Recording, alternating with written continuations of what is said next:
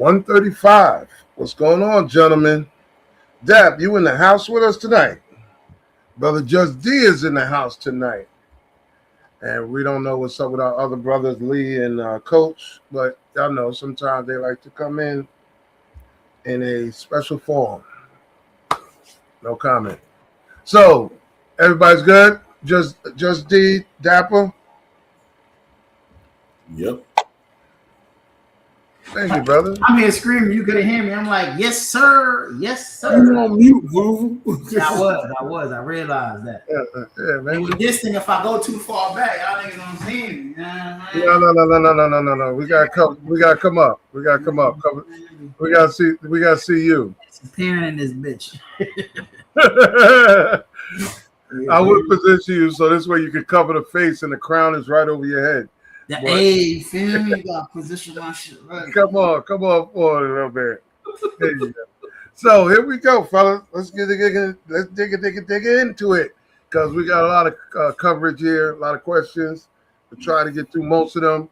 Only two of them is going to be a large discussion because I just feel it in my bones.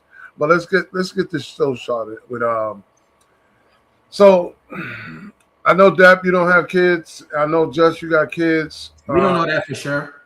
Okay, allegedly.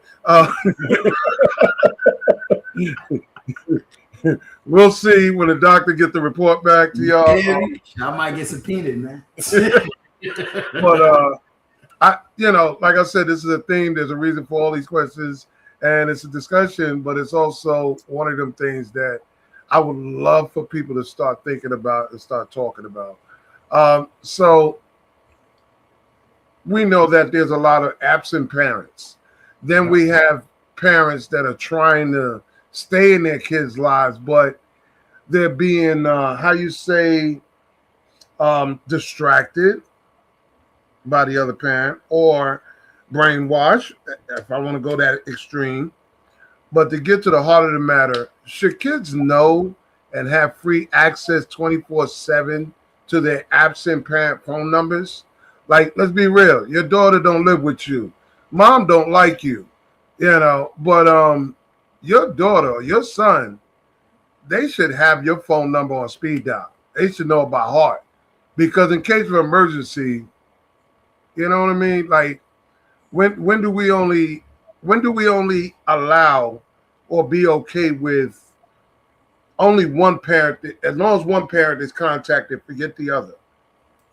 So y'all want to start off with that? I mean, give y'all 2 cents on this. Absent parent. Come on, Josh. Your sons better know your number. Daughter too. What? Come on. I didn't play them games. Right. I ain't play them games. There's my kids need me. Before they can get a phone, all my kids didn't get a phone until they was about 11 years old. So basically I had to call through their mother. But when their mother wanted to act up or have an attitude or want to play the game, I'll be like, all right, whatever. Just make sure they call me. And basically I always had it where I talk to my kids every day. So I talk to them every day. That would be the point. Why do we feel like the mother has carte blanche? Why we got to go through the mother? Why does the kids can't call you directly with their own phone? No. You see, you're not seeing what I'm saying. They don't have for the first 11 years. They don't have a phone. Oh, you don't have a phone. You got to go through their mother.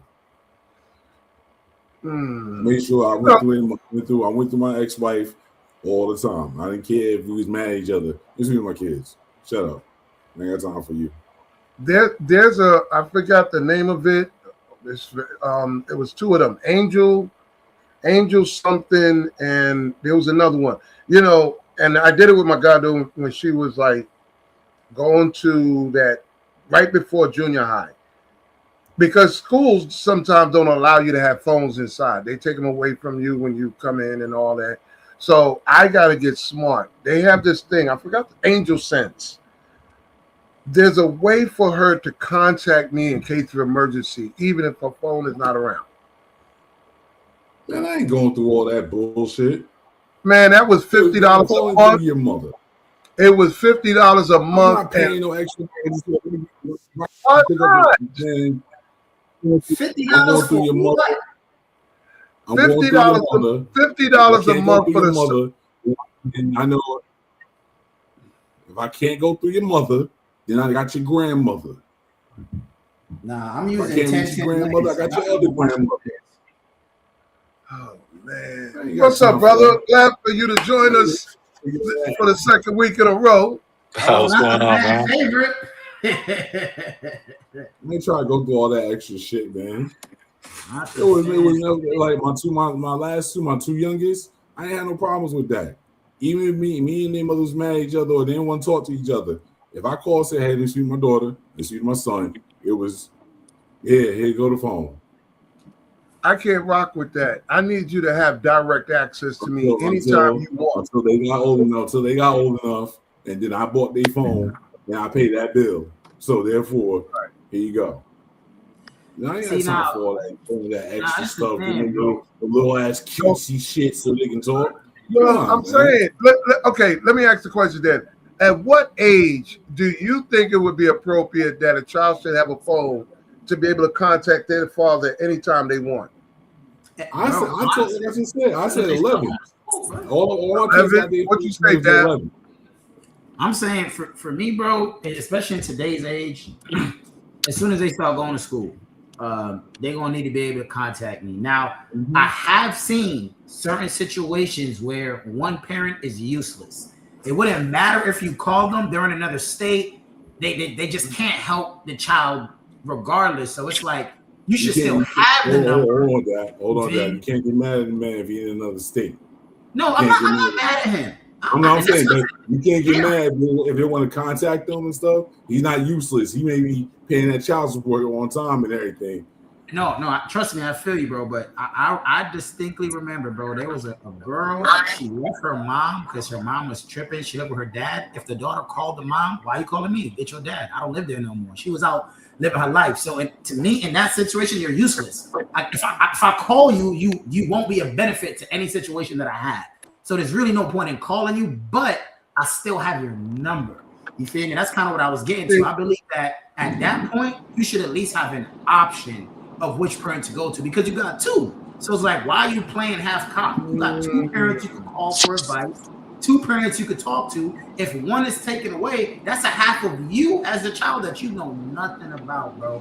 And it's like, I always encourage my ex, yo, get your dad's side of the story, bro. Get his number and talk to him because you only have one perspective from your mom.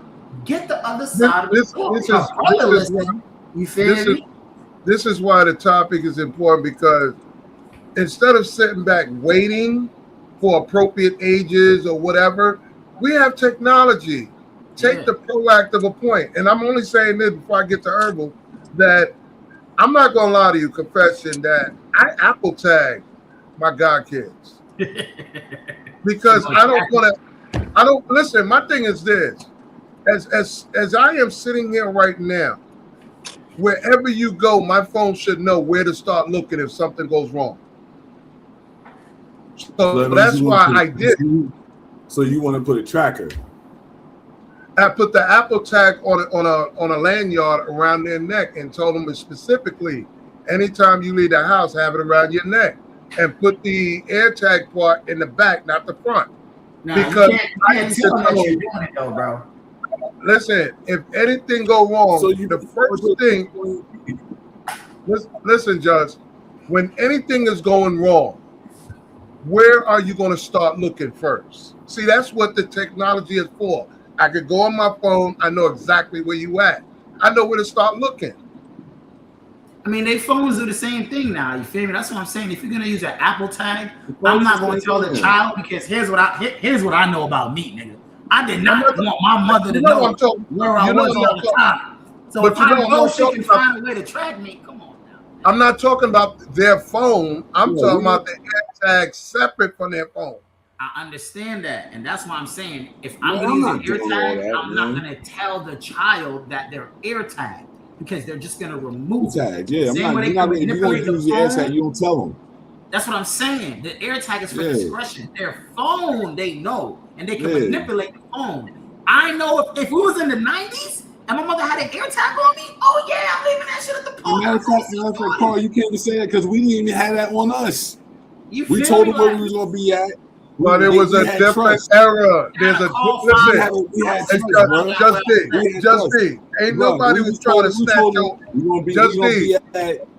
Justin. When you was a kid, nobody was trying to snatch your ass up, Justin. Listen, nobody was trying to snatch your ass up back then. Today, they're doing it for body parts. Come on now, yo, Herbal, what's going on, man? Give me your input, bro. All right, what's going on? I appreciate y'all for having me again, and I mean, I agree with you. Like, what's really the debate on? Are you guys what age first and foremost? What age? Oh yeah, we talked about that. Well, that's open to you. I mean, just said 11. I say, 5th grade. I personally started at 11. when they started give them a phone? school and they started being a little bit phone more or some mature. sort When my of daughter started being a little bit more mature about it, then yeah, I started like 11. Right.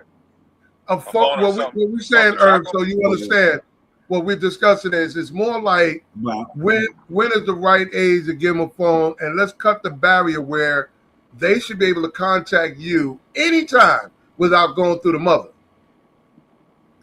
Oh damn, my audio. see, but Carl, it's between I'm not certain gonna lie, ages. like, They gotta go through their mom. I can agree with you up to 5, 6, 7 years old, but after a while, Nah, come on, come dog. on, man. wait, what do you mean they gotta go to their mom? Come on, What do man. you mean they Nah. gotta Well, go you to know, their- Herbal, a lot of times kids, before they even get 12, sometimes 15, they can't contact their father directly. They have to go through mom. Mom, can I use your cell phone? Mom, I want to call dad. You know, and then if mom got an issue with dad, it kind of like dummies down the whole open communication between the father and the child. So So let's, in this scenario, there's an issue between the mother and the father. for the most part, yeah.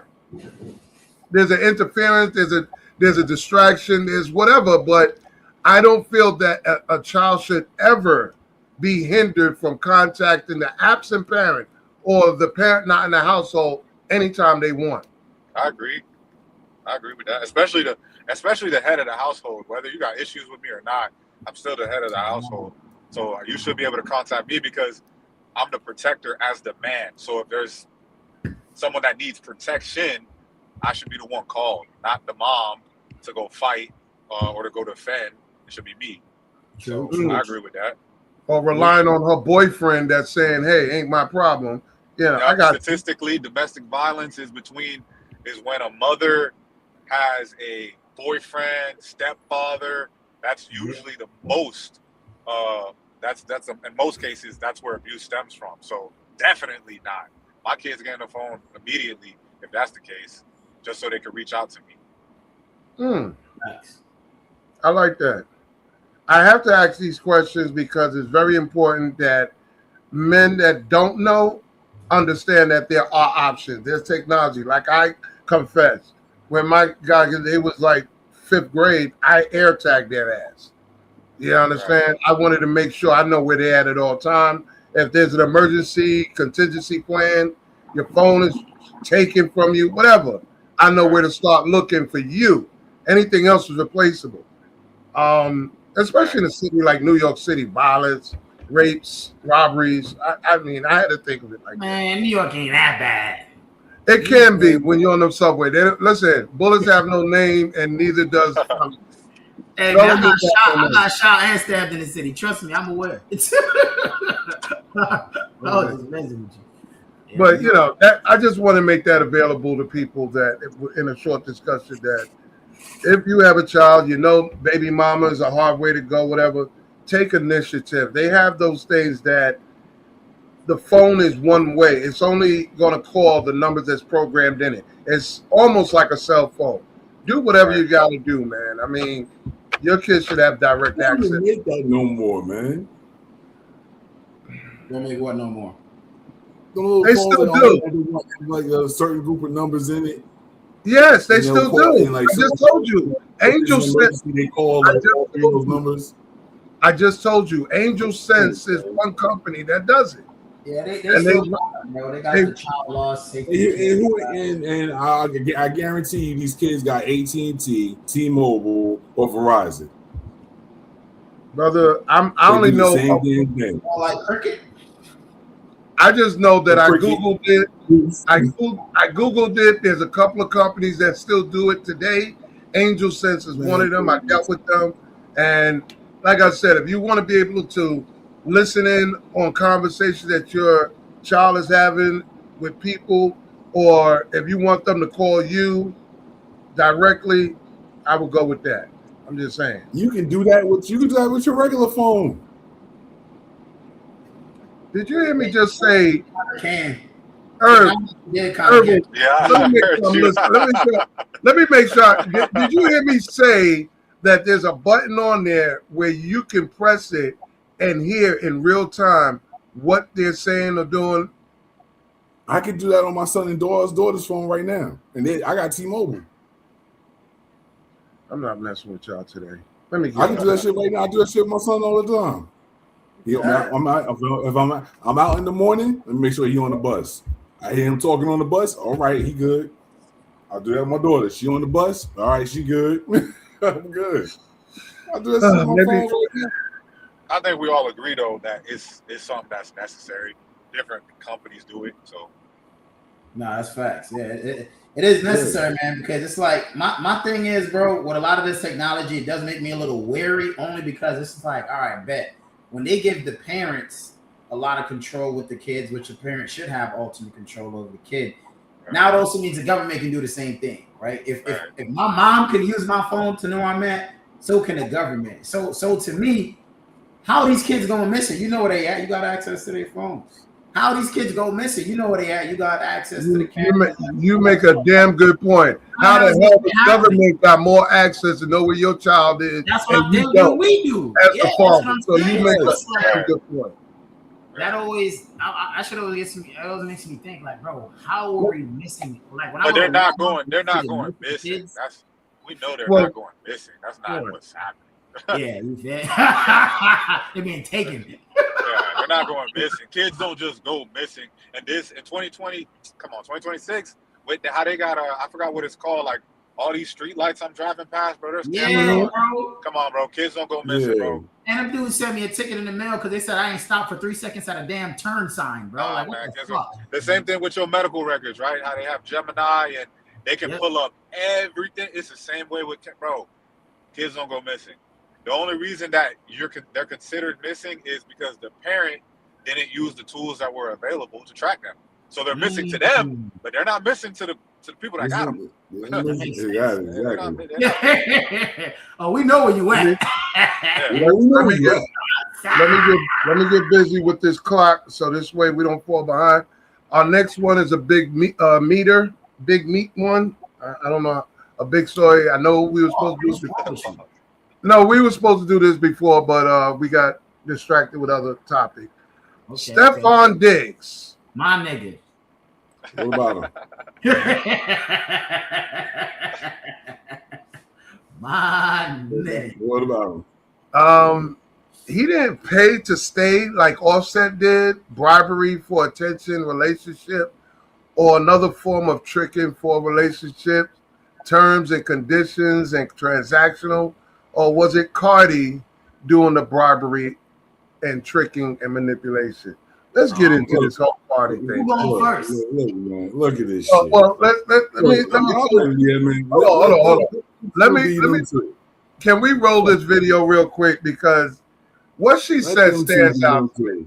Yeah, let's get to this video. The first one, Cardi B.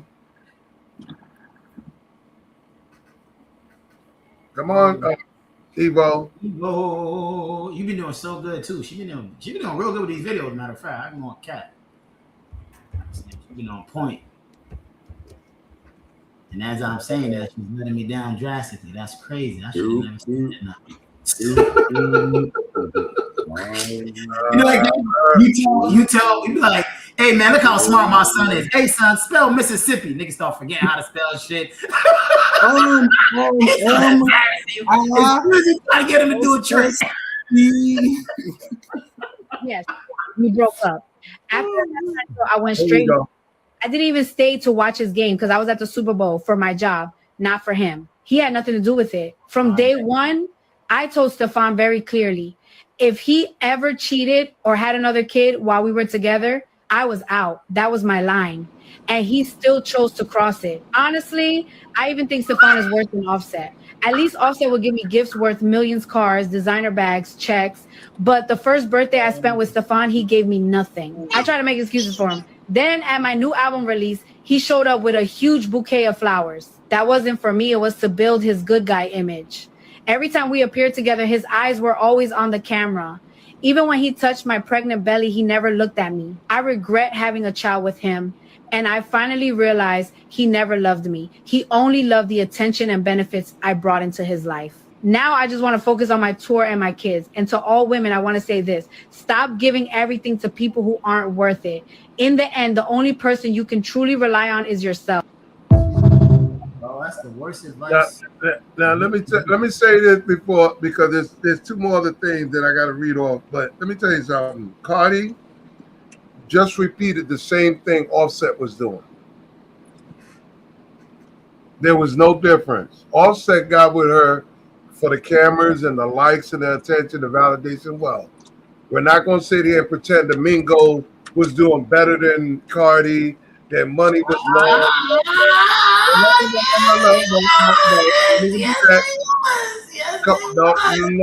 No. Listen, brother, I did the research already. Please give me that grace. When it came down to money, Mingo's, let me stop with the Mingo. Offset wasn't up there where Cardi was at all. Okay, net worth, he wasn't there. All right, Cardi's net worth when they met was 3 times larger than Offset himself. That's when they met. By the time they broke up, it was 6 times more. So it's still look. I feel off about that. I'm gonna get into you for something. I feel off about that. That net worth means everything, brother. At the end of the day, he smashed. He got a kid. He with her for life. That's it. That's for life. So let's get into the real question. That's one on the roster for life. Do you feel, Herb? Did y'all feel that Stefan did not stay to play? He didn't. In other words, he didn't pay to stay like Offset did. Well, for one, that wasn't his wife. Like I know. Did he pay to stay? Like Offset. His wife. Offset didn't pay to stay. You kind of look. Think about what you're saying, right? Mm-hmm. In one sentence, you're saying that her network was bigger than his, so then he was never paying for her. See what I'm saying? That doesn't make sense. If her network is bigger, she's the breadwinner. You see what I'm saying? He's benefiting from being with her because of her network. So he was never paying to play. You see what I'm saying? And we can't forget that was his wife. Exactly. That's his wife. That's two different things. But the reason why I stuck there for a second is, and I separate the questions, because if you heard what she said in her comparison to Offset paid. At least Offset did what a husband does. Exactly. But the key element that I'm going at with Cardi about, she's using the comparison of money spent. Doesn't matter how much. Yeah, I'm not hearing her. You're not hearing her. You hear her talk about the material comparisons of Offset and Stefan. Right. Offset was her husband. They did shit for each other. You can't forget she went and bought him a car. No, I got that. I already know that. Okay, wait. If you know that, then with Stefan, it was just all right, rebound, jump off, whatever. Exactly. Clearly a rebound. But did Cardi make that distinction though? See, y'all making a distinction. I can make that distinction. She's not smart enough to make the distinction. She's retarded. In the video, you did not hear her in her comparison say that Offset was her husband. That's why he did what he did versus Stefan. She didn't need you don't have to.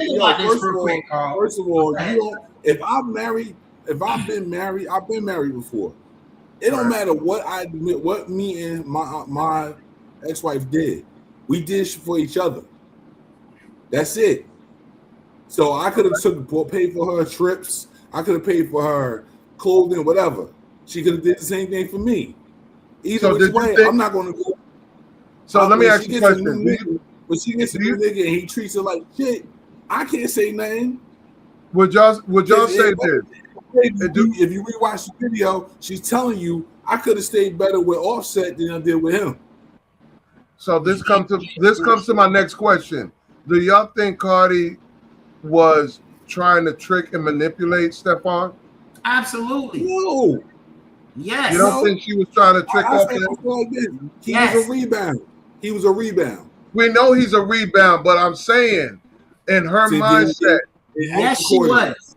Yes, she They act was. accordingly. Here's the proof. She tried to give a man guidelines. Right. She said, "I told you if you had another baby, I'm out of here." No, but she being and guess what real. he did? He just had another baby because who the fuck But are she you? being Right. real with him, though. But she So that real goes with back. us. Hold on, No. Judge. What What Dap just want to have another kid? Well, I'm done. She But told him that- straight up. But Dap just made the important was answering the question. The terms, the conditions, and the transactional. What? Wait a It minute. wasn't Cardi had her terms, conditions, and she wanted a transactional with She didn't Stephon. want no it was nothing transactional about it. She told him It was straight up like what? a regular. He was looking for it. Like a regular. Come on. Look at the video again. She told was that looking nigga, for the transactional. Listen, if Stephon, listen, I'm out. if Stephon was dropping a whole lot of bread on her She would have stayed. and he wasn't cheating on her, Even if he's it a was rebound. cheating, she would have stayed because she stayed with Offset. She said that Transactional. was that. Transactional. Remember, you keep forgetting There we go. that was her husband. I know. I think, I feel you. come on in, I Irv. think, Man, come on, man. yeah, It's a different level. It's different levels. It's different levels. Yeah, Let's those are Irv. my things. I think Let me, come on, Irv. she stated the correct comparison, but then she at the same time contradicts herself by making the comparison between the two, because one is the husband and one's the boyfriend. I do Right. think a part of her, she did, it's both. She, within her nature, because it's all women, she does want a happy marriage with a good husband. Mhm. But at the same time, because she just got off Offset, I'm talking fresh off his back, Right. Oh, fresh she did, part of her did use Stephon to make him jealous. Right. Like, Yes, a part, rebound. so it's like, That's why he didn't give a great crap rebound. what she was it's talking a about. combo. It's like a combo, because she Yeah. wants a good husband. Yeah, Stephon could have been that dude, but at the same time, because of his status, she rushed into it. Boom, kid, just like that. Oh, you tripping? Double Especially whammy. you So- just came so off a Irv, bad relationship. So Irv, Yeah. the point that I want to make sure we drive home is the term to condition and transactional. If Stephon was that dude that was easy to manipulate, easy to trick off of, and he was spending real bread on her, you really think that it would have ended the way it did? She would have stayed. She probably would have stayed a little bit longer, and she would have dealt with all the BS, just like Offset though. But it would have never worked out because Stephon is Stephon. Like he's not settling down, and deep down, I think she knows that. You know what I mean? There ain't no way. Yeah. Come on, he's at the peak of his career. Like he's what? Come Went on, to the bro. Super Bowl, goddamn. Yeah, you know he's not settling down anytime soon. So basically, we can consent that she broke up with him because of the embarrassment of it all. Of course, yeah, yep. Save face. And here's the Of course, thing, save face. too, right? Imagine, and this is why I keep saying she's retarded, and I honestly believe she's a plant to deter women from having intelligence. She was with Offset, she did with her thing, she came out and she was very anti-wife. I don't cook, I don't clean, but let me tell you how I get this ring, right? Very anti-wife in the way that she moved. But behind closed doors, when you would watch her like more private interviews, she would cook. She would clean, exactly. That wife, you see what I'm saying? For Offset. So now it's like you're living in a contradiction, you're basically living a hypocrisy. Yes. In a way. So now when you leave Offset talking about niggas ain't shit, niggas is cheaters, fuck niggas, he had a whole bunch of babies on me, and you pick Stephon Diggs, the only nigga who could compete with Offset. You picked him. This nigga got hella baby mamas, and you thought he was gonna come in and change Stephon Diggs. And you want let me put something in here too. Remember, who else was single that would have fit the bill of husband, not cheating, and all of that? That she already taken. No. There's somebody else. There was somebody else put on the market that he trying to figure out who. Oh, what you gonna say? I know you talking. You talking about Michael B. Jordan? Exactly. Oh hell nah! Please don't put that. Please don't. No, do not put that Hold Jezebel on, on my dog. You feel me? Please don't put Let me that say Jezebel why. on my dog. Hold on. On that good man. That's a Please don't put That's a that Jersey Jezebel. nigga. Don't do that to He him. know the game. He plays the game. Oh no! This Ruin his listen. career. He just had sinners. Nope. You gonna ruin the man career, man. Come You on. feel me? Listen. I'd rather team him up with a Kardashian versus you trying to. Oh, that's Not why. even And I that. ain't gonna He lie. gonna end up with a watch you end up with a regular chick. He gonna end up with a But regular chick. there's a reason why I brought up Michael B. Jordan. You know what you can't get over on. You know that if you got with a dude like him, all that shit that you be doing, you would have to cut it out. No way. Oh yeah, that's Steve fact. Harvey. But Steve the thing Harvey, is, ugly-ass Michael B. nigga, Jordan would never accept her. Listen. Not only you know that you got to cut it out, but you know that you're up against already being married, kids, and all of that. You have to find somebody that's willing to put up with you on that level. Yeah, Michael B. is not that guy. He ain't that guy. But that this is what I'm saying is that women, it doesn't matter if you're rich, celebrity or not, you know what you don't qualify for. You know when, there's that type of guy that you may want, but see, that's he the ain't problem, Carl. Women don't know what they qualify. That's what Kevin Samuels' whole message was about. They do. They do. They do. They all think they're 10s.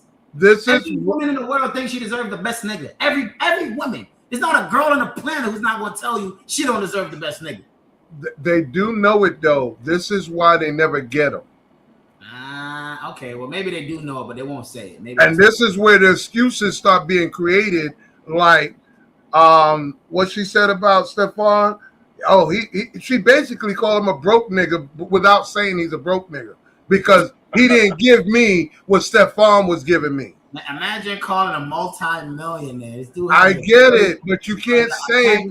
Listen, publicly, you can't say Stefan is a broke nigga, but she can say it if she got more money. You could say in a slick way. I'm listening to the words that she chose. Yo, dude wasn't giving me what Stefan was giving me. Materialistic money, whatever. But see, here's the thing: when Offset set that off as her husband, you put the bar up there. That's it. Yeah. Now, I set the bar. I set the bar on a lot of stuff. And I know two of my baby mothers mad right now. Yeah, I'm not gonna lie, Cardi though, she played herself. She should have stuck with the assignment. Really because if he was a husband, obviously he wants you to have that role. And if he was buying you gifts and all that stuff, it's like, come on, you know what comes with the program. Yeah. Offset. Now let me goes, and you're Cardi B.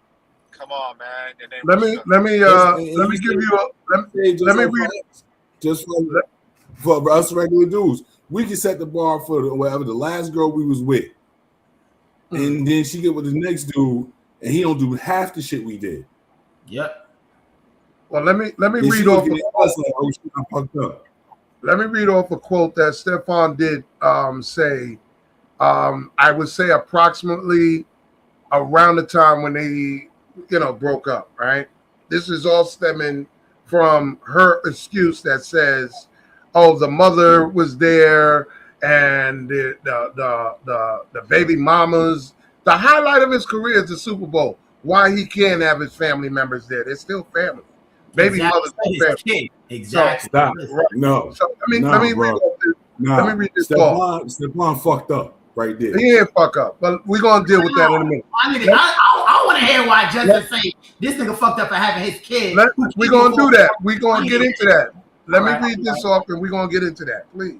Let me say something, yo. Let me say something. Can I read this off so we can get into that? Yeah, read your quote, and I'm gonna let Just D say his piece. I want to hear this shit. Good.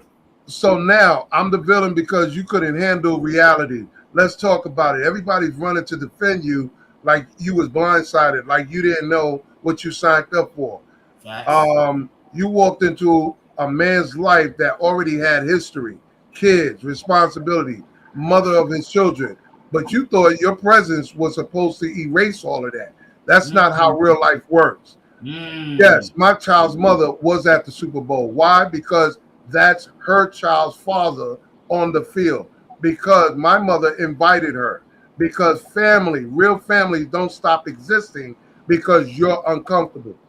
Whoa, damn! Hold on. Hard truth, boy. You call it disrespect. I call it maturity. You mad? I greeted her. What was I supposed to do? Ignore the mother of my child on the biggest night of my career to make you feel secure? That's not loyalty. That's insecurity and manipulation. Almost finished. And let's address the newborn situation you keep screaming about. You knew I had responsibility before I ever tried to make this a fairy tale. You knew my life wasn't clean and packaged. But instead of accepting the reality of dating a man with a past, you wanted the title without the weight that comes with it. And when real life shows up in one stadium suite, no, it's disrespect. No, it's disloyal. No, it's embarrassment. No, it's called accountability. You don't get to play step queen when it's convenient and then play victim when the full picture shows up. You wasn't embarrassed. You was confronted with the truth of the situation you choose to be in. And instead of standing solid, you folded when the cameras was on, lost on the field hurt, but losing somebody who couldn't handle the reality of my life. Go, Gus. Damn, he wrote that. First of all, this was his words. This was his words quoted after the game, but during that whole breakup situation. He's spitting facts. They're entertainers, bro. At the end of the day, he's spitting facts. You think his PR team said that? Exactly. It's I'm just like, damn. First of all, that's a lot of maturity, bro. That's a lot of maturity and accountability. Yeah, it's real. It's just real. Like Cardi can't say shit. You could cry all you want, but your life is a contradiction. First of all, if that's his baby mother, you whatever. I'm like, you went through, Carl. If you did your research, you would also known that he was supposed to be double back with her a couple times on Cardi. That is rumored. That wasn't substantiated. Number one. Hold on. That was a rumor. So, that wasn't substantiated. That's just like this. You with your new girl, you got a baby mother. But matter of fact, I can put myself in a situation. I'm with my new girl, I got a baby mother. If I know I'm still double backing with this chick and my new girl find out, who's the asshole there? Me, right? Let me ask you you kind of an asshole, but like at the same time, bro, you're a celebrity. It changes things. Like Stephon Diggs. It's another level. It doesn't matter, guys. Why don't matter, Carl? If you hold on, Carl. If he supposed to be cheating with this chick and she at the Super Bowl with your main girl there, you're not listening to what I'm about to ask you. It's very clear. You ain't asking me. You ain't asking what I had to say. Because you're up here in a position to answer. With the baby mother, if he is cheating with the baby mother, and you're in a position to answer this question. Just D, you are about to graduate with your master's degree, or you're about to get an award from the military. Whatever it is that's big to you, you have a right as the father to have your kids present. And of course, the mother has to bring them. No woman can tell you what you can bring to your Hold on. Wait.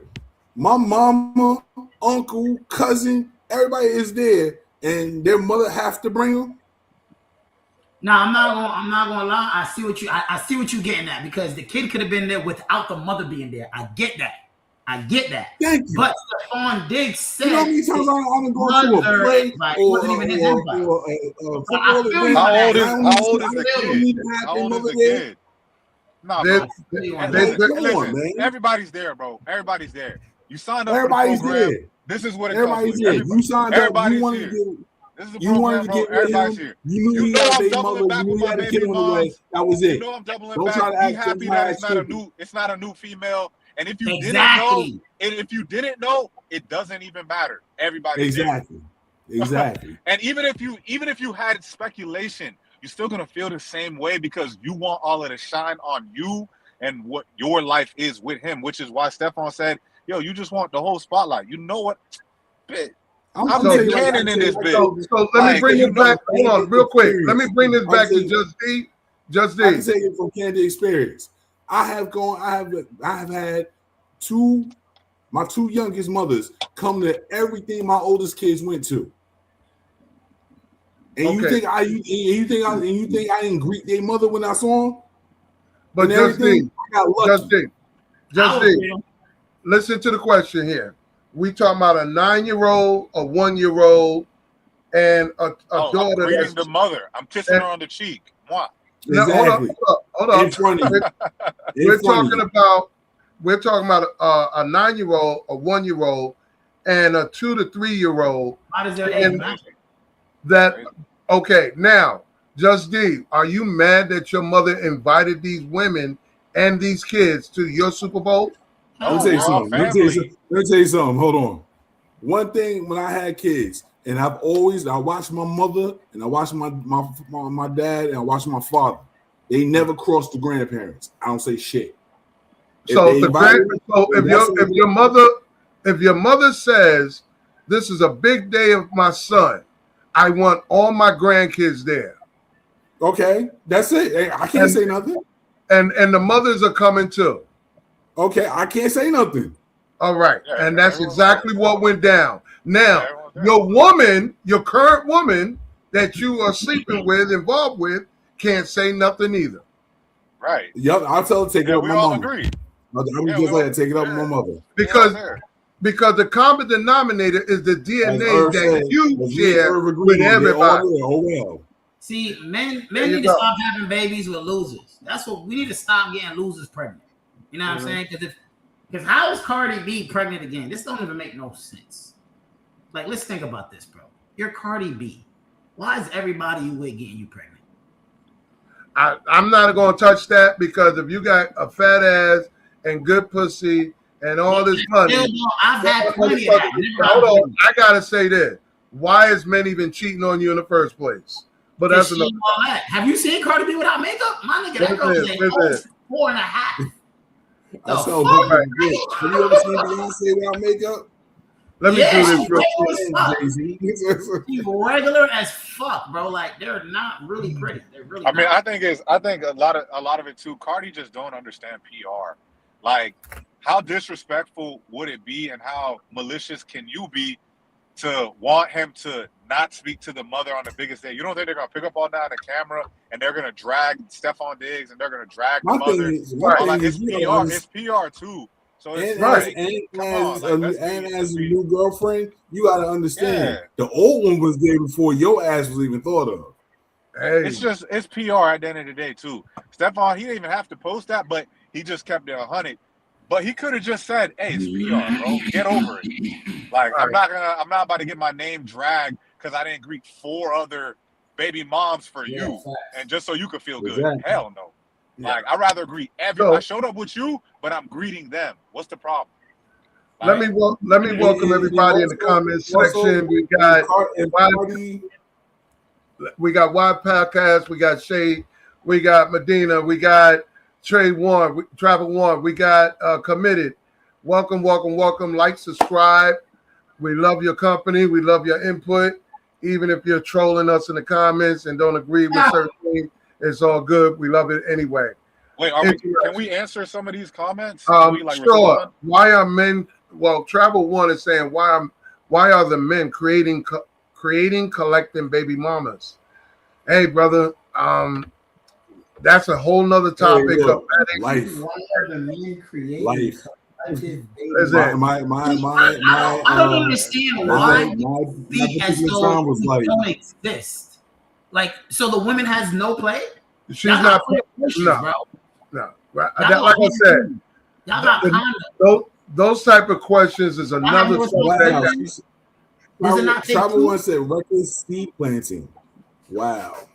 Listen, Bottom listen. line is reckless I don't seed. mind. I don't mind dealing with questions, and I love input. But don't start another conversation by asking a question that's going to derail from the time that we have to deal with it. Wow, Carl, you just want so All much right. punch. Hey, What's up, JT? yo, What's my happening, dog. fellas? So, What's Hey, up, I've been man? you all year, bro. That's like crazy.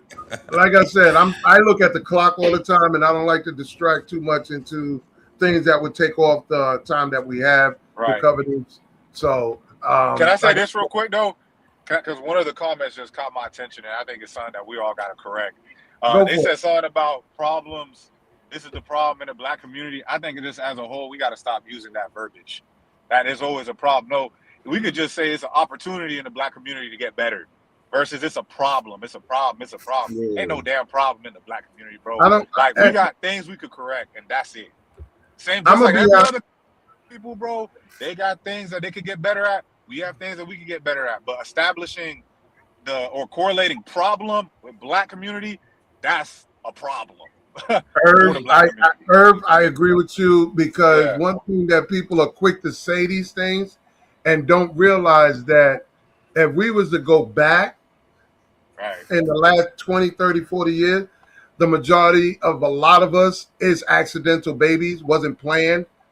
Okay, so let's not, talk about it's a problem when you don't know if you was one of those problems from a, night of Teddy Pendergrass or Luther Vandross and some Henny, and oops, all right. So good time. That's not contributing. Right. Like I said, JT, welcome, brother. Welcome to the comments, everybody. Like, subscribe, share, and we love those super chats if you want to do that too. Tell your friend. Hold on. Travel One said plan one should be men focus on fixing yourselves first. Leave women alone.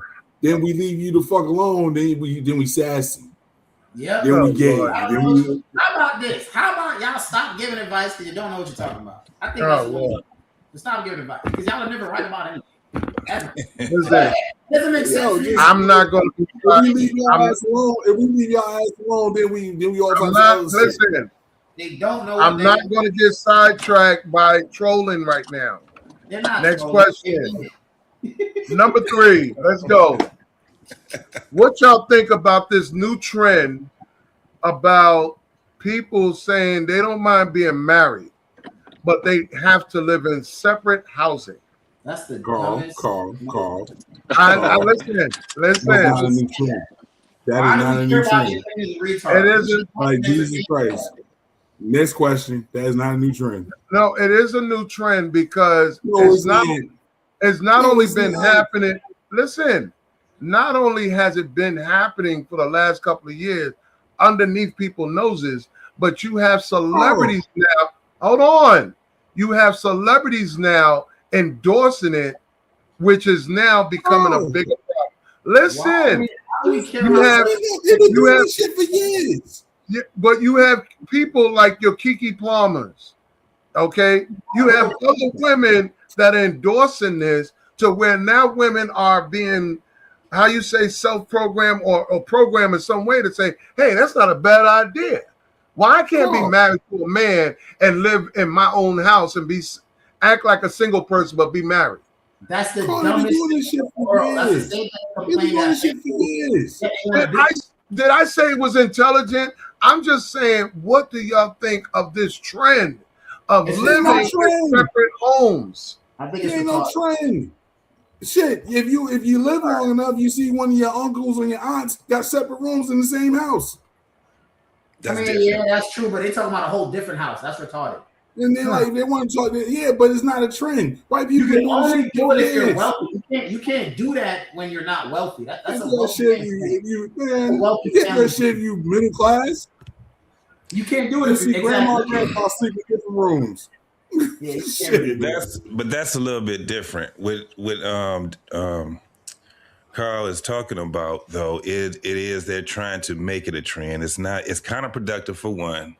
And so you're not married. For one, especially for the woman, marriage for her would be the covering of her husband, right?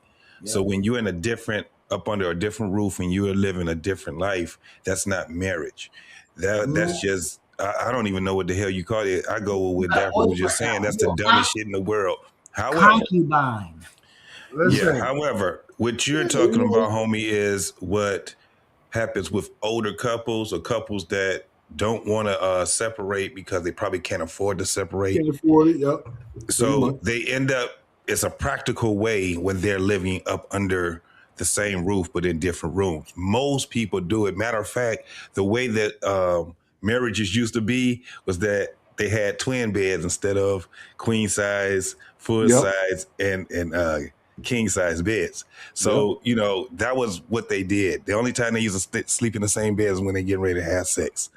So that part of it is not, you know, it's not old. However, we got a different set of people. We're in a different era. And for someone to say that, who was it that you said, Carl, that said that? Because I remember seeing it. Who was it? Keke Palmer. Oh, yeah. Before Keke Palmer, there was another, it was another this is something. Let me, Courtney B. Vance and his wife, they live separate for a period of time. Live separate. You're not normal people. No, but I'm just saying that. You talking about Courtney and my baby? What's her name? What's his name? Angela Bassett and her husband. Am I right? Courtney B. Vance. Right. They lived in separate home for a period of time as well. So do you know why? Do you know why? Where you got that from? Oh boy, the why is not as important as the question. Know your whys, right? What do you think about? You know they lived separate for 3 years?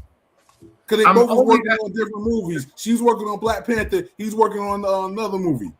I get it, but listen to what I'm saying.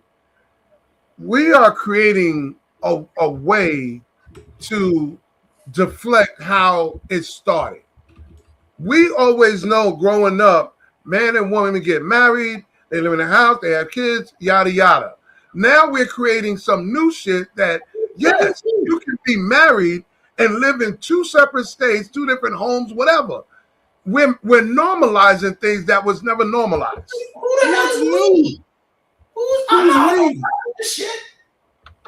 I went, man. I'm a woman if this shit makes sense, and I promise you. My mother would laugh my dad in my father's face, talking some bullshit like that. Yeah, I want to live in my own house and have my own thing. Shut the fuck up, get in the bed. What the hell? It wasn't even a question. I look at marriages like this. My grandparents and my parents, they both believed in one thing.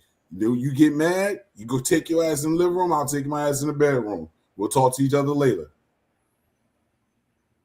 Simple as that. Ain't no walking out the house mad. And she's sleeping on the couch. Fuck out of here. And if I got to, I'll sleep on the fucking couch. Nah, okay, so can I go around? Can I do a round table here? So JT, do you think you already said that that's a dumb idea? Dapper, you said it's a dumb idea. I'm gonna say what you saying, Just D? Is that a dumb idea to you too? That's been a dumb idea. Okay. Brother Herb, is it a dumb idea? Oh, yeah, I think that's the devil's work. So we agree kind of okay. So we agree that it's counterproductive to the purpose of marriage, because in my mind, it's like you want to be single and be married at the same time. It gives off bad impression to me. So I'm good with it. All right. There are people that are in relationships and still thinking and acting single. So this goes to it. All right, let me get to this next one that really burns my gears. Stephanie, I know she's going to troll me. Stephanie is going to troll me on this one, but what y'all think about pastors and reverends? That's crazy work. What do y'all think about pastors and reverends in churches requiring members to bring in their tax document, W-2, tax return, and dictating how to give tithes? Yeah, I'm not go first. Yes. All right. I don't think I didn't know that was a thing. There's a video that I gotta play. Listen, guys, I gotta play this video so y'all can get the understanding. There is a reverend, pastor, what have you, that's telling people to bring in their tax papers. He wants to go over it so he can tell y'all how much to bring in.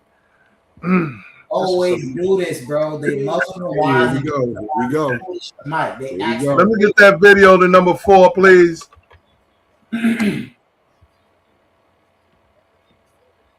Let's hear this shit. What?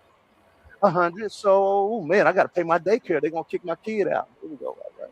Ooh. Also, I need to pay my phone bill because T-Mobile about to cut me off. Grocery. Ooh. I got my kid's hungry. Oh, the Lord. Oh. Here's the Lord. Here's your $100, Lord. Thank you. And then here's my mortgage payment. Now, you say, well, Pastor, that's good. That's not good. Now, see, here's the difference. I'm helping somebody right now because if you ain't helping nobody but yourself, you'll see some increase coming. Charlatan. Most people do what I just did. Watch this. They gave a tenth to the Lord, but they didn't do it first. We gave him a tenth, but this is how you can give a tenth and not give it first. But the scripture says the first one is what?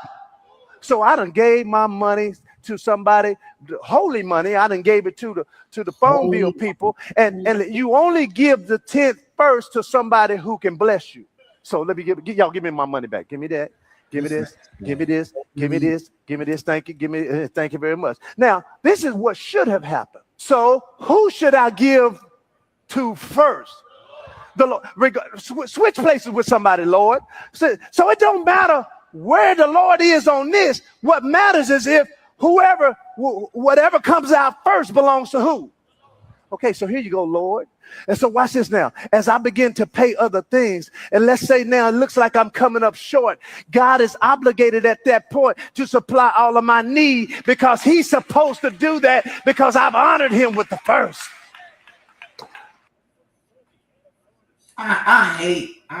Boy. I got paid my time. What the fuck? Okay, so now, can I play the other video? There's 2 other videos behind this that have to be played, and it's correct because the other one is that's the guy that's telling people what to do with their money. Now we got 2 other videos I need to be played now regarding him.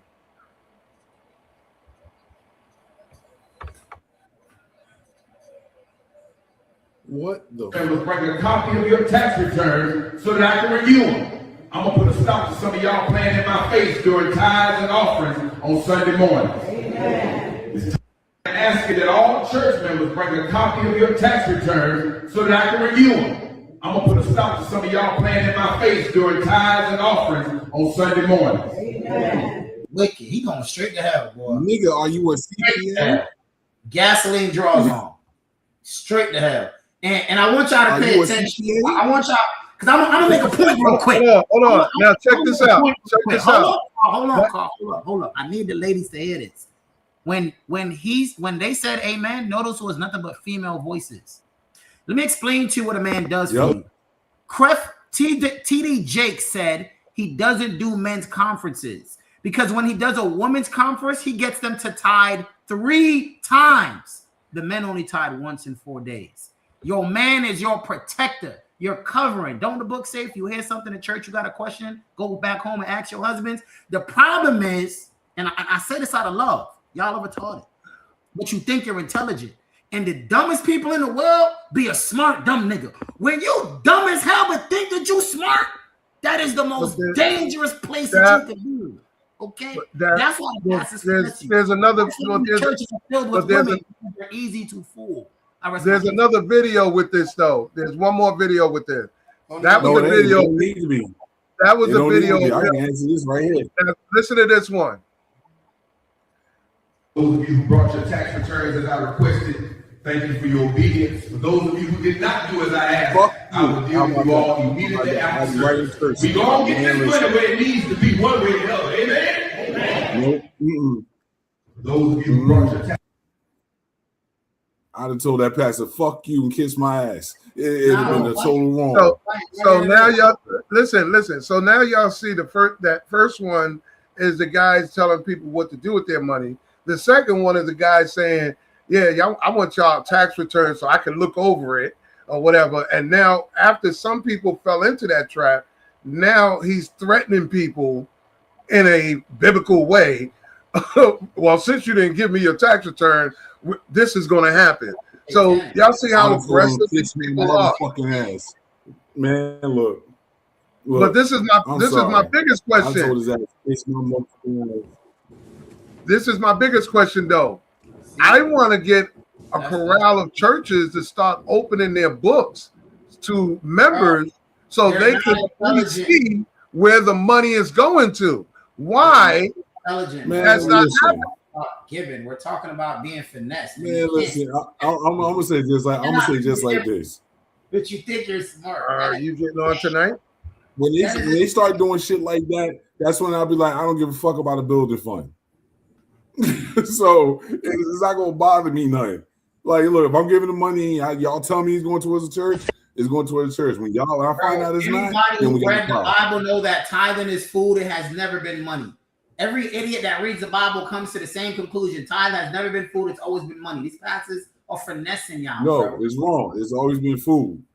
Yeah, it's always been food since Jump Street. It's for the orphans and the widows, not for the pastor to get a fat belly.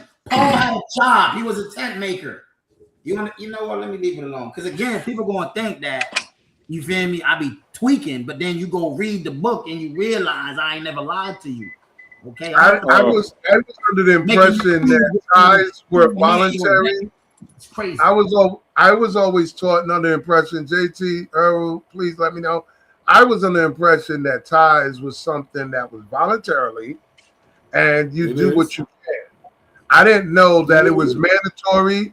I didn't know that there was a certain cap number that must be submitted. I mean, this is some nuance that I'm learning. I mean, just to give you a quick crash course, when God divided the land amongst the 12 tribes of Israel, the Levites were over the actual temple, so they did not have land. So in order to sustain their brethren, all the other 11 tribes would bring a tenth. You count to 11 apples, you get 1 apple. It wasn't 10%.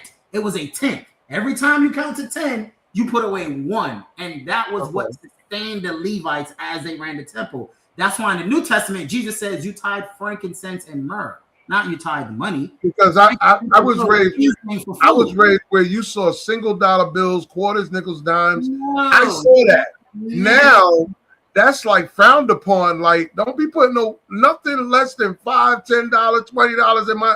Don't put nothing. When did this start happening? So from my understanding, go ahead.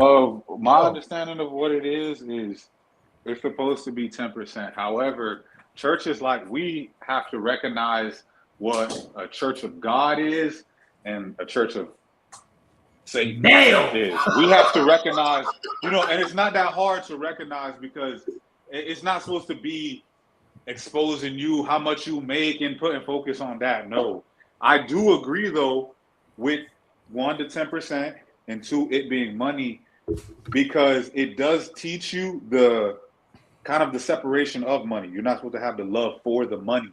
You know what I'm saying? Right. The problem is, though, everybody's so damn broke. That's one. So they focus on it. They focus on it a lot. And then secondly, there are false prophets and false churches.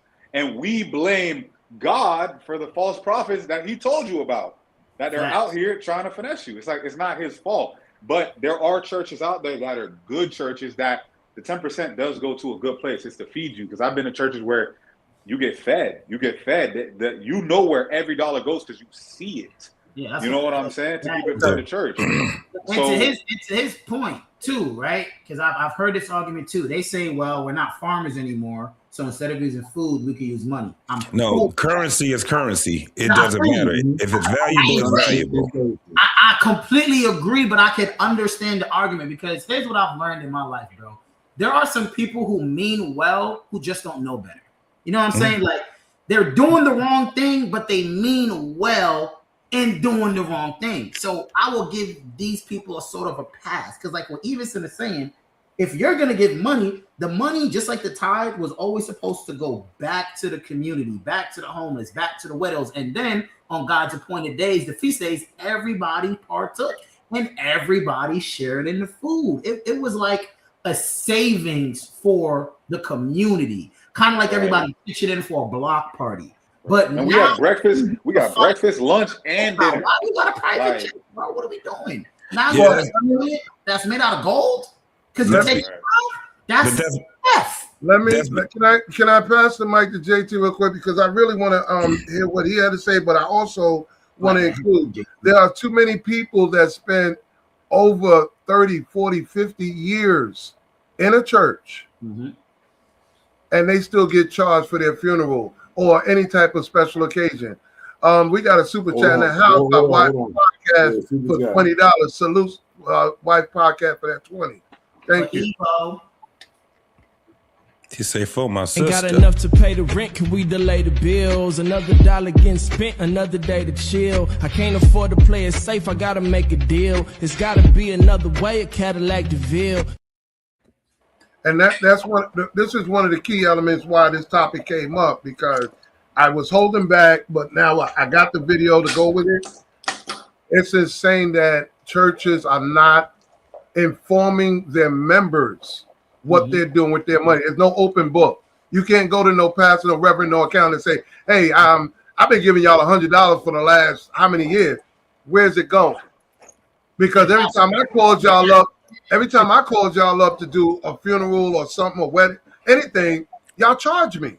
Yep. Right. So the thing is, though, that's on the members too, though. You can't, there's accountability works both ways. If you're at a church where you feel that way, there's your first sign. That's not the, you know what I'm saying? There's your first sign. Like for me, one of the church that I went to, I see where the money's going. We have breakfast, lunch, and dinner, and it's good.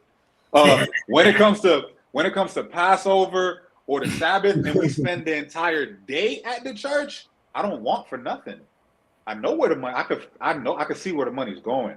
When we're doing what do you call those?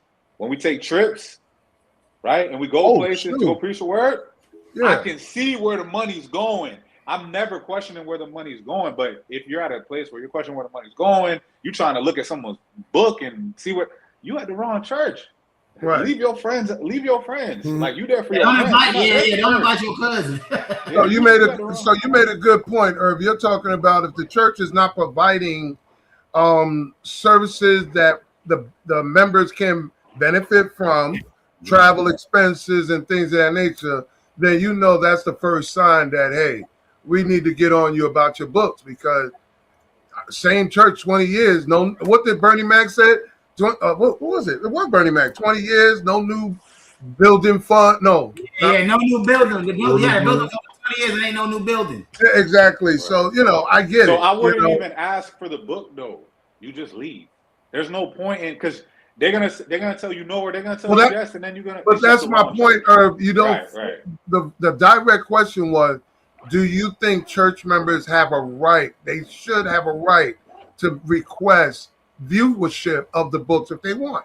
100%. I don't think they should. Well, I don't think they should have the right, because if it's the wrong church, it doesn't matter, right? It doesn't matter. You're at the wrong church. You're at Satan's church. You're playing by Satan's rules. And if you're at the right church, you shouldn't feel that way. And that's something that's confidential. The same way when you give tithes, I shouldn't see how much tithes that you're giving next to me. You put that in an envelope. Wait a minute. Did you use the word? Hold on. Did you just use the word confidential? Like, where's the accountability? If it's what? So when you give tithes, right? It's confidential. I'm not looking at what you're putting in, right? I don't see that you're putting in $5. That's confidential, right? Because it's embarrassing if you're giving $1. And that's not embarrassing for the church, but it's embarrassing amongst your peers. Yeah. So it's confidential. I should never know how much you're giving to the church. No, I'm not talking about you knowing how much is. That's not what I was saying. I said members should have a right to know. Yo, man, we collected $2,000 this past Sunday. How do you know you collected? How do you know who collected? How do you know they collected $2,000? Yeah. If you want to know how much in you order to collected, do what you're saying, it would have to be documented, Unless itemized. you the right? unless Well, you the here's the thing, treasurer, though. Here's the thing, though. unless you the treasurer, you don't. The You, accountability, it why works both you know? ways. If So you you give don't think? Hold on, confidentiality, hold on, Herb. So Right. Just D, the treasurer, we're not going to hold the treasurers accountable. They shouldn't at least once a week make a statement. This is how much we've got this past Sunday. no, because that's Look, yeah, let me say I it like don't this. think that's it's not a good mental frame to A be lot of in to churches, even a lot want of to churches know I've that. been to, a lot of churches I've been to, Wow. the treasurer does that. They do tell it in the formal meetings, not like out to the public. So you're saying Right. that If you're a finance member, so you're saying the members are not open to those type of meetings? You mean Yes, the they are. public? They No. end up having them. It's a C5 anyway, so you have people They that are either end up invested. having them, Yeah. and They but have they don't end up having them. books. But it's like when it's the formality of like the church crew, the people that's working the church, when they have that major meeting, on Monday, they don't tell us until Tuesday. So basically, they said like this: they got to divide all the money they have to pay out to the choir director, the pastor, everybody first before they can tell the public what's going on. Carl, let me ask you this. Do you think I'm a son of a pastor. I'm a grandson of a pastor.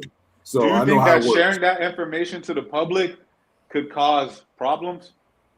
Yeah, it does. It does cause problems. And that's the reason why there should be that confidence, because you have confidentiality with how much you give. You could give your money in private, but you want to know how much the church has as a whole. You shouldn't even want to know that if you're at the right church, which is kind of what I'm saying. Like, if you feel that way, my grandfather's church. So think of it. My Think of it this grandfather's way. church. It went. Hold on, that. My grandfather's church went like this. He never let if you're a member of the church, he never say if you like a mother of the church, he never let any of them pay their funerals or anything like that. And the way that they had it taken care of. Yeah, the way that they do it now, man, is so much more sophisticated now. So you have churches that actually have investments in all kind of stuff now. You have churches like here in Detroit. We got churches that own apartment buildings that actually are partner with banks that actually have their own credit unions. You know what I'm saying? So they got a lot going on in these churches, and becoming a member is more of a registration now. You have to be accepted and all these different things in a lot of these churches. So what you see on what you just showed on those videos, these churches are desperate right now.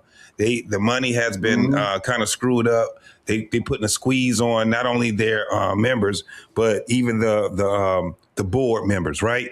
It's when you start seeing stuff like this. Even the workers, JT, don't even know how much was collected Sunday. Yeah, but they're at false churches. Don't believe that. No. They know. Don't believe that shit. They know. This is the thing. They know because for one, you got to remember the type of I don't want to call it a business, but fuck it, the type of business church is just like any other social club, right?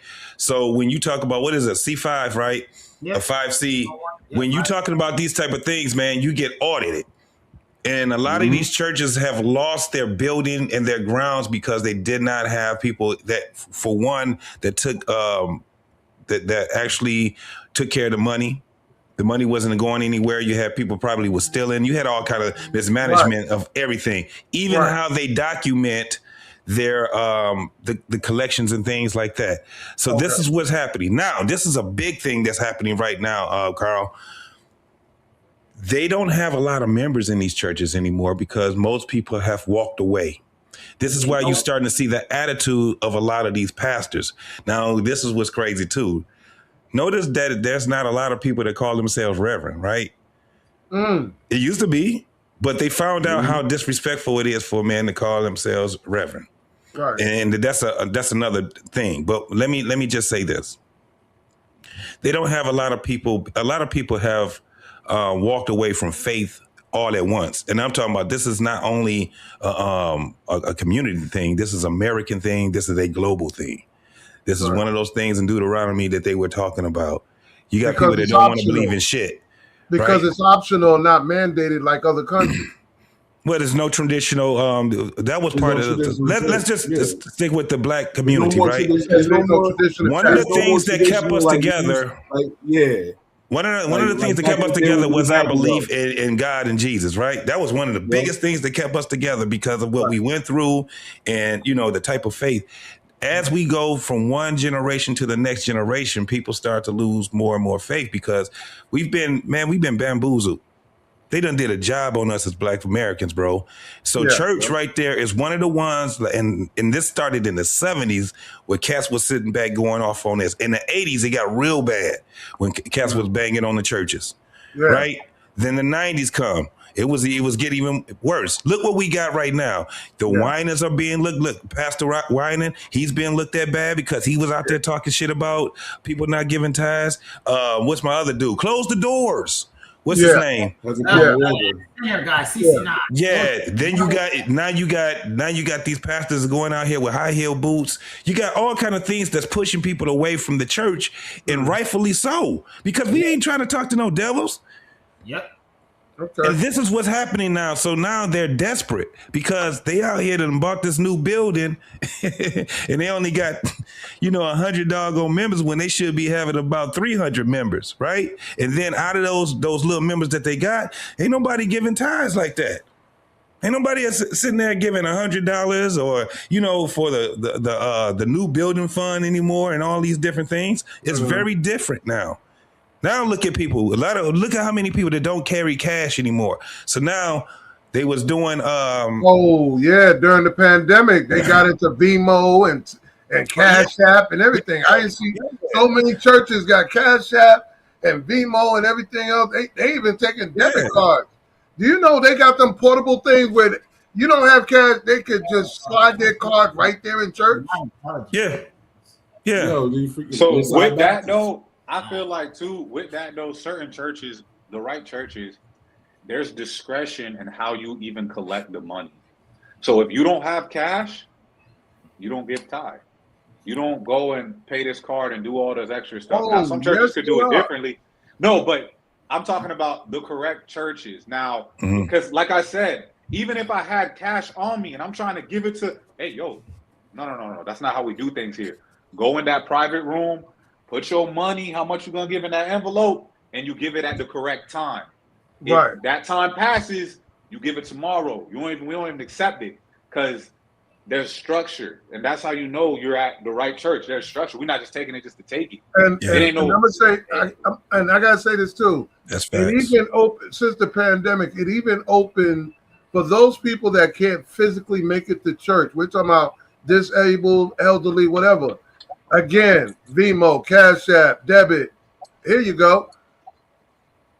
That's another thing. So it's like, in my opinion, I just think that it got more aggressive since the 90s. Bro, it has because the devil has gotten more aggressive. So it's not. In other words, it's not optional. My take is it's getting more mandated than optional. I grew up when it was optional. So here's the thing, right? Here's the thing. When it comes down to tithe, if you look at the Bible, it was mandated for the Israelites to do this, okay? It was a commandment. Once you move further down, you don't have the Levites anymore. It was something that you did to help keep the church running. Here's the issue, though. There is a passage where it talks about a lady coming in, and she gave her last loaf of bread. And a rich man coming in, and he gave a whole bunch of food, a whole slab, cows, donkeys, all of that. Jesus asked him, who gave more? Everyone was like, well, the rich man, he came, he gave a lot. He says, no, the lady gave more because that was all she had. So now you got these Christian churches talking about, well, you got to give it God first, and you got to give him all he got because it's going to come down, pressed down, shaken up, stirred together. Well, okay. My mom's been tithing for 30 years. Why does she still live in a 2-bedroom apartment? My grandmother's been tithing for 60 years. Why she still got that same beat up car?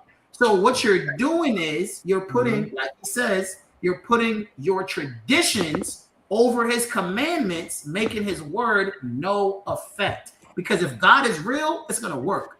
It's gonna work.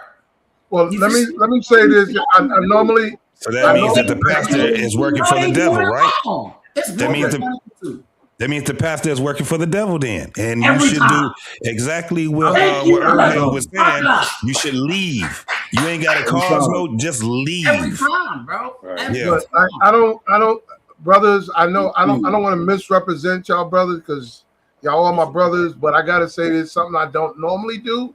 I don't really respond to trolling, but I'm gonna do this because it's right in my power. Wife podcast. It's wrong, Carl. Don't do it. Come on. No, I gotta do this. I gotta do this. Can you please, anybody, not just Wife podcast, anybody, can y'all name me one pastor, one minister, one reverend that lives in the projects? Name one that is on Section 8. Name one that is driving an old 30-year-old car right now. Please name one. I mean, the thing is, though, I don't know a lot of people living in Section 8 to begin with. So I don't think that's a good measure of, I know what I'm just saying. Say. I know okay, then show me, listen, then show me one pastor that's getting food stamps right now. Well, I don't know a lot of people Here's getting what you food should stamps ask. right now. You You know what I mean? I don't know a lot. Here's the thing, though. I don't think that's a really good metric. We can't blame churches as a whole for bad churches that we see. There's going to be more of those bad ones. There's just going to be more of them. There's going to be way more. We can't blame the church as a whole. It's the same thing where people blame God and they walk away from God because what man does.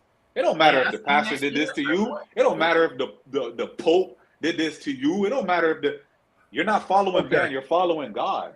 You know what I'm saying? I got and Herb, all I'm saying is I've never came across in my tenure on this earth, I've never seen a broke pastor. I've never seen a broke, struggling pastor. Let me ask you this: Have you seen a middle class pastor? Oh, I've seen a bunch of those. Yeah, that's what I'm saying. Middle class. To see a broke pastor, your faith has to. But like, you know what my comparison is? I know. I've seen a lot of church members that are broke, that are struggling, that is on welfare, that don't have a car, living in the project. I've seen a lot of those. So this is why I said, if this is called community, then why are we not balancing or bringing up or saying, hey, you know what? I run a church. And you know what? All the tithes that I collect, I'm putting into a building so some members can live in it. But you got to also understand, Carl, that pastors also have jobs, bro. They also own businesses. They're not just pastors. They're just like we are. You know what I'm saying? I know a couple of people that I used to work with that were pastors. You know what I'm saying? CJT, understand that, but we also, as a community, don't respect the cloth like other communities. What do you mean? Because like Italian pastor, he ain't never have to work. So let me say this. Over in Europe, this is a little bit different. If you ever paid attention to that, he never had to work. He could walk the streets and people would give him stuff. So when you talk, but when you're talking about that, help him out. But when you're talking about that, this is what they do over there. Wherever you work, you can allot your money from where you work to your church. That's what most people do over there. Yeah. So the whole thing about what you mean, like your tithe can be taken out like a tax, is what you're saying? Allotment, not tax. An allotment. Like, tax is taken from you. Like for Catholicism, they take taxes. They'll take that piece of that little 10% and they'll go right into Canada. They do it over in Canada also. So you can definitely do that. Yeah.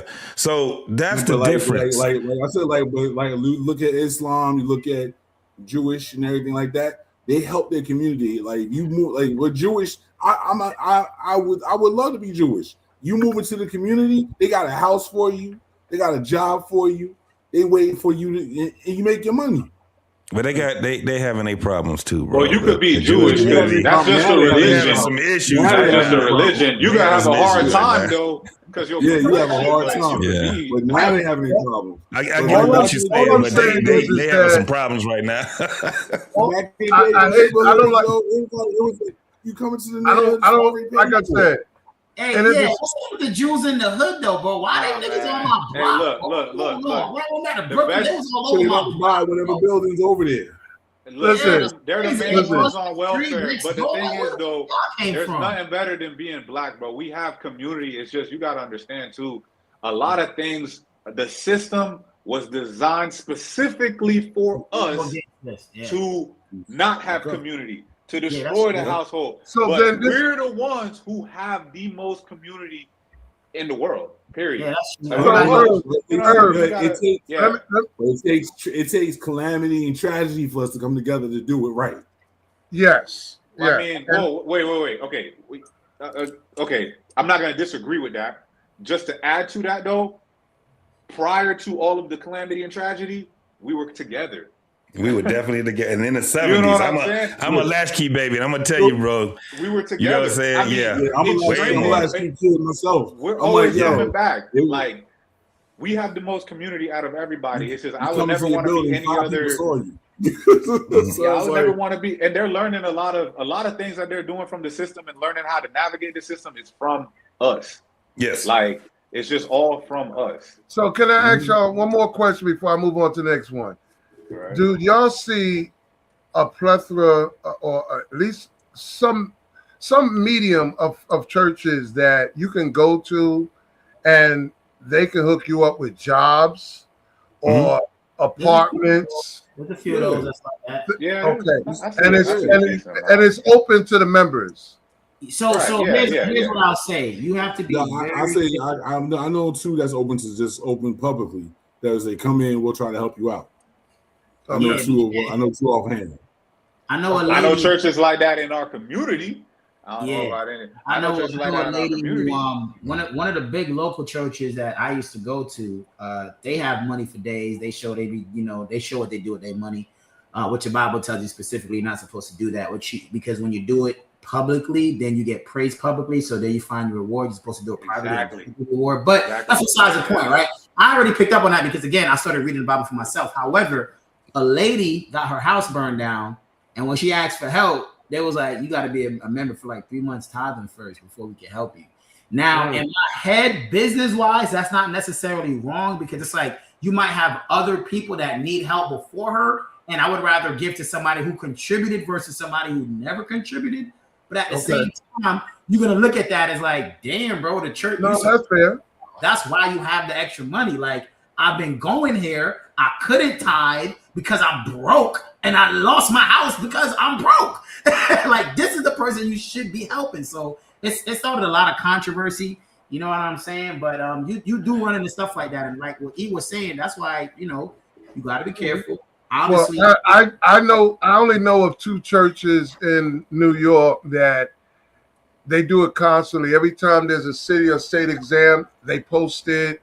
They advertise it. They try to get more parishioners to join, city jobs and state jobs. So, I have seen that. But I don't know if that is a general thing. I mean, that's an extra. They're supposed to do that. That's just bonus. You feel me? But well, a lot of churches, again, they're adding more to the business of church, right? And like non-traditional, just one non-traditional church here in Detroit. Basically, they're one of the ones I was talking about as far as, well, I don't live in Detroit anymore, but I'm not far away. I'm not far away from Detroit, but you literally, I can throw a rock and you probably can be right there in Detroit. But they have the type of church that they have, man, it's just so ingrained into the community, right? They teach, they have a school, an actual school that they're invested in, right? They're not just Christian. It's like a church it's Christian based, but it's like Pan-Africanism that they talk about. They're really big into the Pan-African type of thing that they do, along with the faith-based. And then it's ran. They have another part of the church that's ran by youth pastors. You know what I'm saying? They have the young, the youth that actually is the inspiration on what they do. So they do a lot of dedicating to getting. They got scholarships now in their name for students. They also have classes that they teach stuff like stocks and bonds and how to invest in all these different things. So it's not just this traditional church, bro. That mug is open 7 days a week, and they have all kind of things going on. They used to do stuff with sports and stuff. I don't think that they're doing that anymore. I know that they have like music schools, music classes, and stuff like that. It's just a dope thing to actually see. But that's the other part of it. They're deep into politics. Oh, you gotta be, bro. They're deep into politics, and specifically Democratic. You know what I'm saying? Because every time I see the pastor, when I see the pastor, he's known here. And so when I see that particular pastor and he's, backing someone, I've never seen him do anything. Actually, I like him. Never seen him being in any type of scandal or anything like that. And but whoever he's behind, he's going to definitely be 100% behind them. So that's one of the takes that you have with it. I just understand that church is not like how it used to be because so many people lost the faith, right? So, and then we got so many people that they're using the Bible against, against religion. You know what I'm saying? So it's a lot going on with that part of it. But when you start seeing all these things that's televised now, that's on social media, trust me, it's frustration. It's a lot of other things that goes behind that, and a lot of people just don't know. True. Okay. So let me move on to number 5 here, and I appreciate everyone's input because it's time. Like I said, I don't know. I'm the first to admit I don't know everything, but I like to learn from everything. And I think that a lot of times too, and I'm trying not to get too much distracted, but people need to understand the definition of words before they use them. And specifically the word legalism. Please look up the definition of that word before trying to use it as a way of referencing someone's comments or disagreement. Number 5, financial celibacy. No investment until marriage. What do y'all think? Hold on, Dad. Oh my God. It would end the world. Financial celibacy. I'm listening to it, roaming around the streets, and I see guys that were starting to practice it. No investment till marriage, no real money. I mean, what is your take on that? Clown world. I think that's what does that mean? I'm gonna stay broke till marriage? That doesn't even it says it's a boundary of saying it's a reverse boundary. Women say no sex till marriage, right? So a guy is saying no money until marriage. So they're not gonna invest into the female till marriage? No provisions until marriage. Let's put it that way. It's clown world, man. Because you don't want to treat somebody like your wife and their girlfriend. Listen, I think the way I see it, who's going to be your wife. You're going to spend money regardless. So I just to try to put that boundary, it will never work. So why go through the headache of it? I just don't think that'll happen.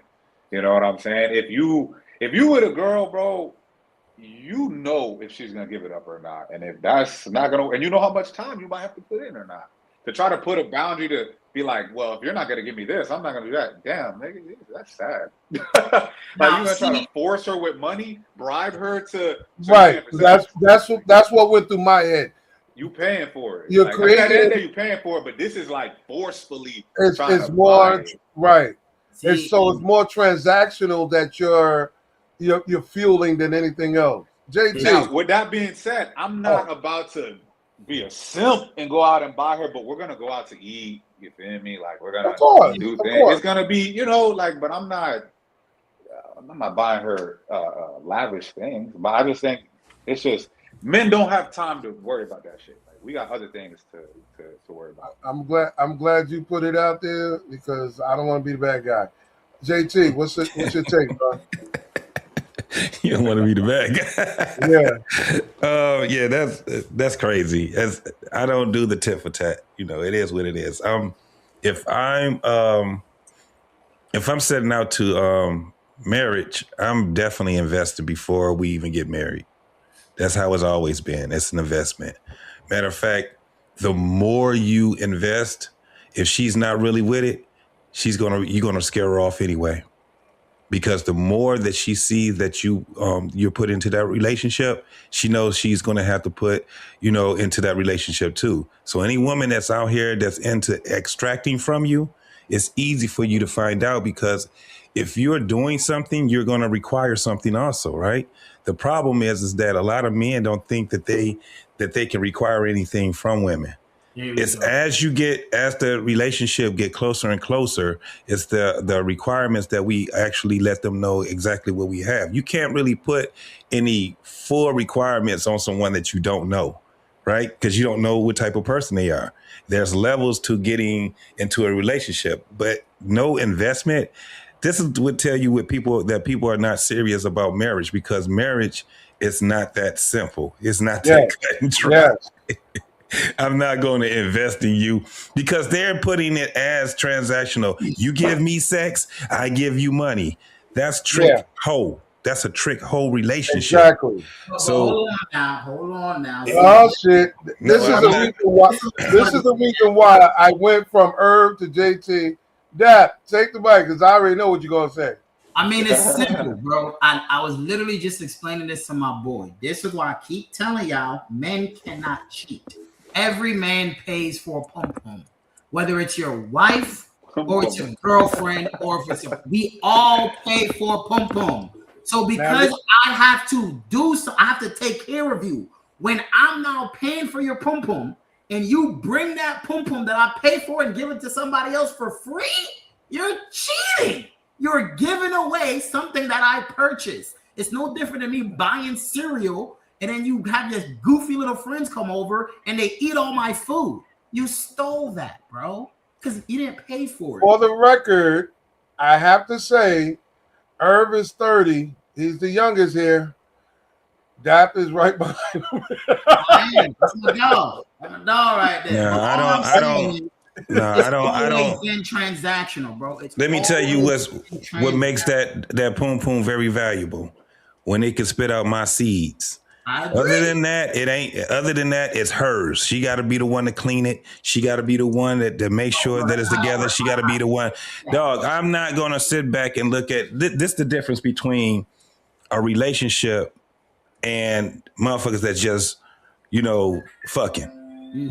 That's if that's what you look at her as, is some piece of pussy, and that's what it is, then okay, I understand that. If you talking about that, that's not what this is supposed to be about, bro. It's building. That's why right. So every man don't pay for pussy. Every man don't pay for pussy. I keep telling him that. Let me explain to you why I say this. Okay, go ahead. Because it's an actual sex is an equal exchange. Right. And if you look at it anything other than that equal exchange, then you a trick. I agree.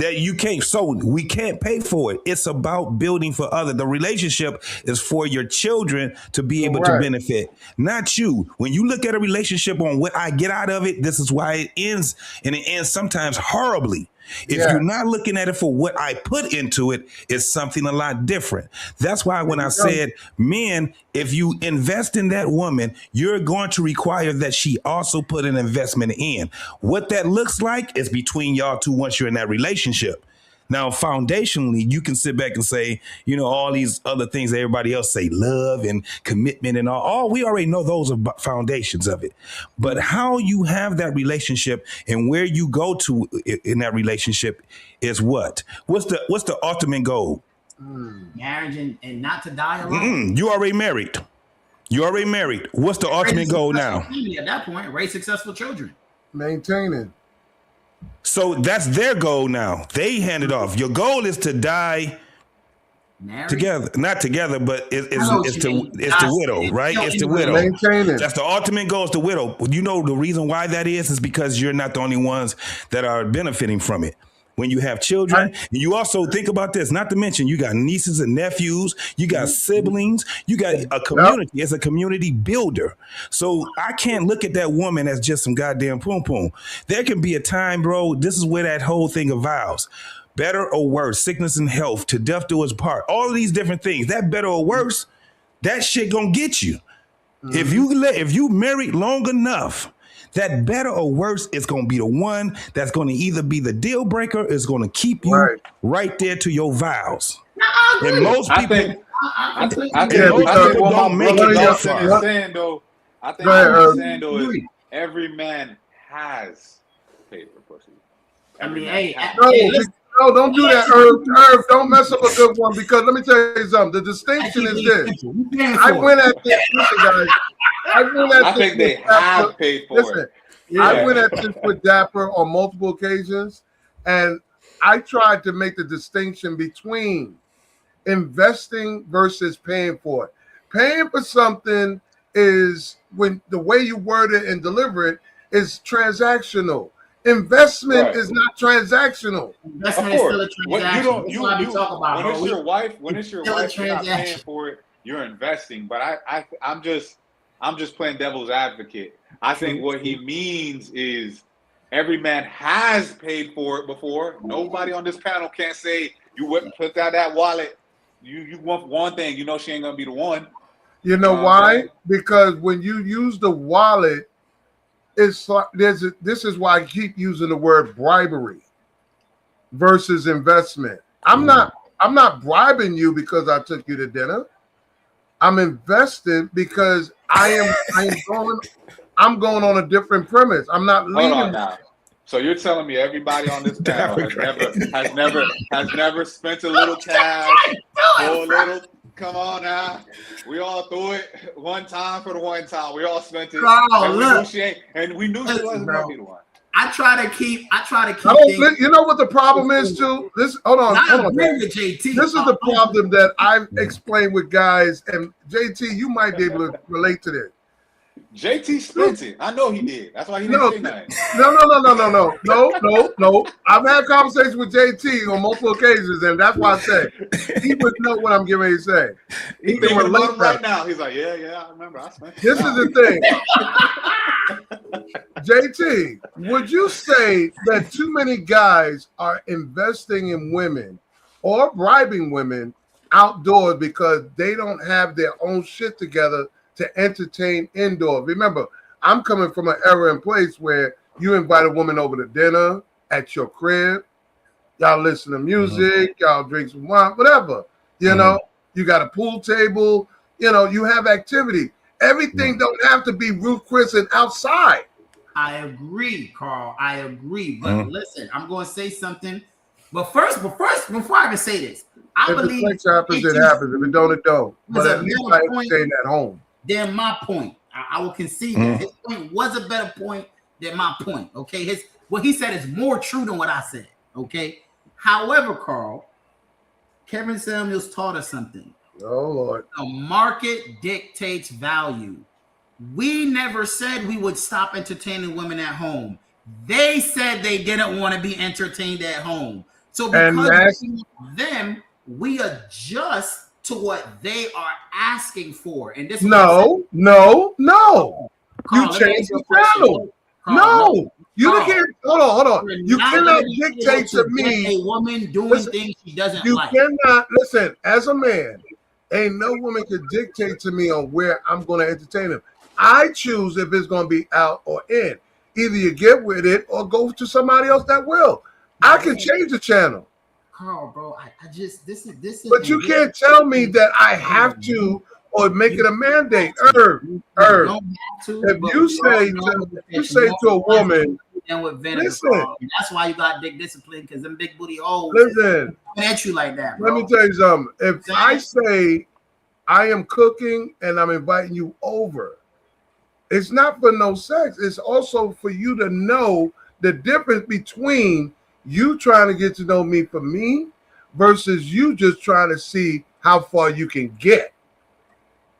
Big distinction. Well, it used to be. Because you know what? It used to be like that, Carl. It used to be like that even. Yeah. It's a BBL bribery, Carl. Woman can't use it. No, it's not. Listen, you know what it is? That's bribery. That's it's not premeditated right. bribery. Listen, That's I'm telling you, JT spend that cash, bro. I'm trying to get. Listen, JT know exactly what I'm talking about because let me tell y'all something that y'all don't know. JT does cook. All right. All right. So he was bribing him with that skill set. But see, this is what I'm saying. I'm like, so what? Chicken boy. So would it be a problem to say, hey, you know what? Come on over. I got to cook dinner anyway. Why don't you join? No, that's not a problem. All right. Now, and you also know how I live. There's a big red flag if you get with a dude or a woman, doesn't matter, and you get to the crib and you see a whole bunch of roaches and shit. Yes or no? Yeah, that's a problem. But Carl, so you weren't pimping? Nah. I don't play them games. I'm just old school. But nah, I don't do that. But what it is that I'm gonna be 100% honest, y'all. I don't know how the younger folks even date now. I don't. They're not. They're not. I'm out of it. I try to observe it, but it's nothing to really observe. He said, "I try to observe it." Yeah, they don't. You know what I'm saying? They don't. They don't go when they do go out. Like I used to be a DJ, right? And I used to can see the social setting in a club, right? I used to be able to see how it looks. You know the audio system. That makes sense.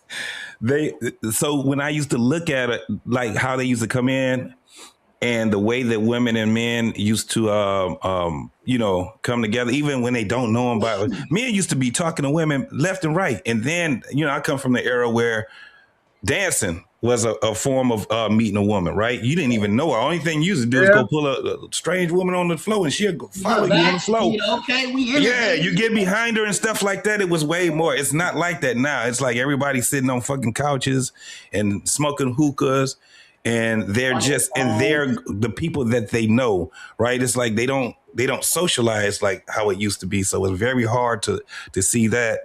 I can't see it in like now they got day parties and stuff now. You would think that people would be closer together, but they're not. And now you hearing like it just baffled me sometimes when I hear guys talking about they've never, and they're about 25, 26 years old and say they've never approached a woman. I'm like, what? Yeah. But I understand it because they like, man, these girls are mean. Like you mess around and you approach one of these girls, you're gonna be on somebody's TikTok. I'd be like, what?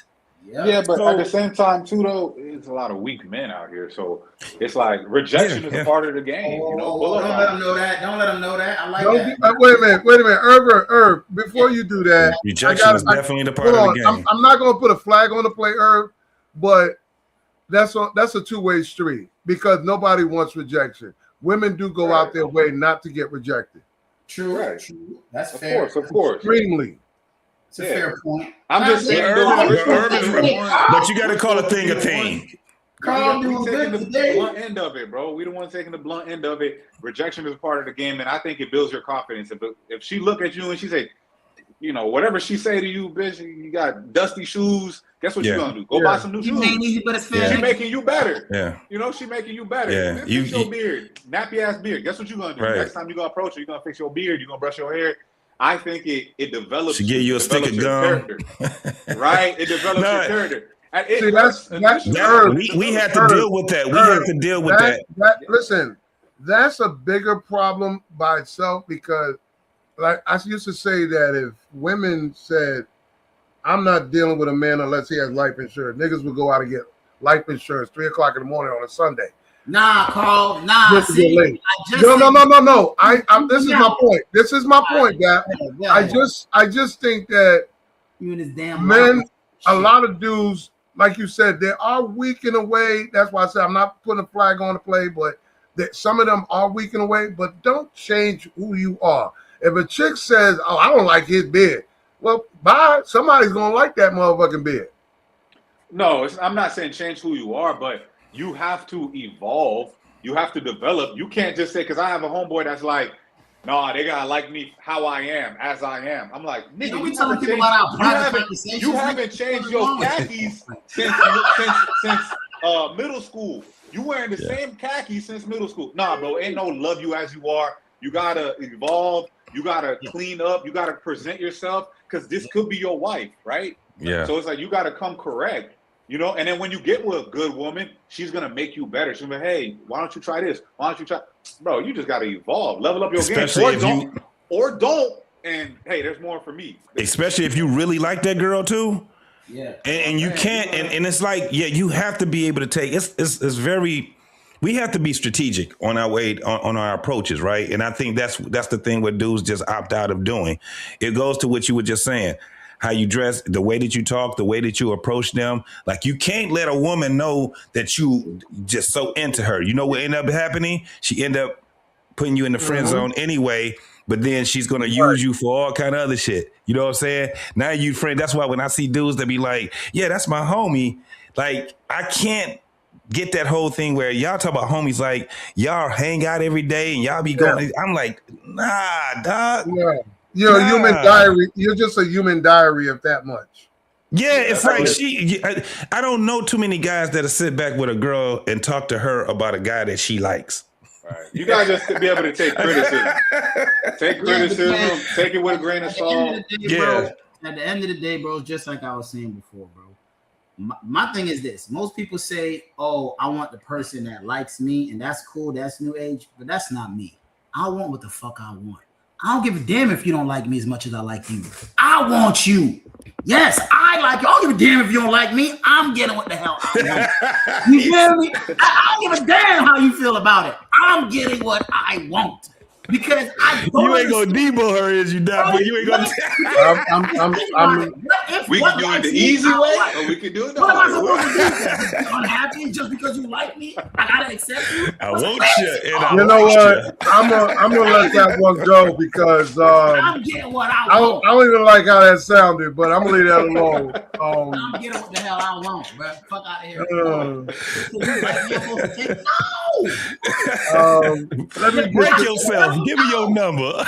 All right, real quick before we get to our end here, because I mean this is crazy.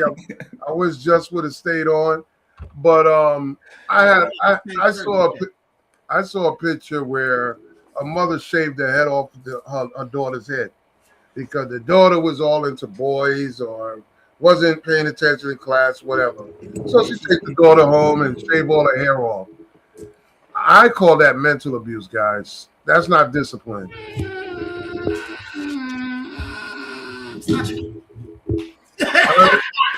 Irv, come on, Irv.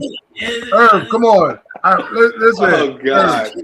Irv, she's into boys now, man. She's like 12, 15 years old, and you know. I think it's a mother's way to I think it's a mother's way to cop out from teaching her properly.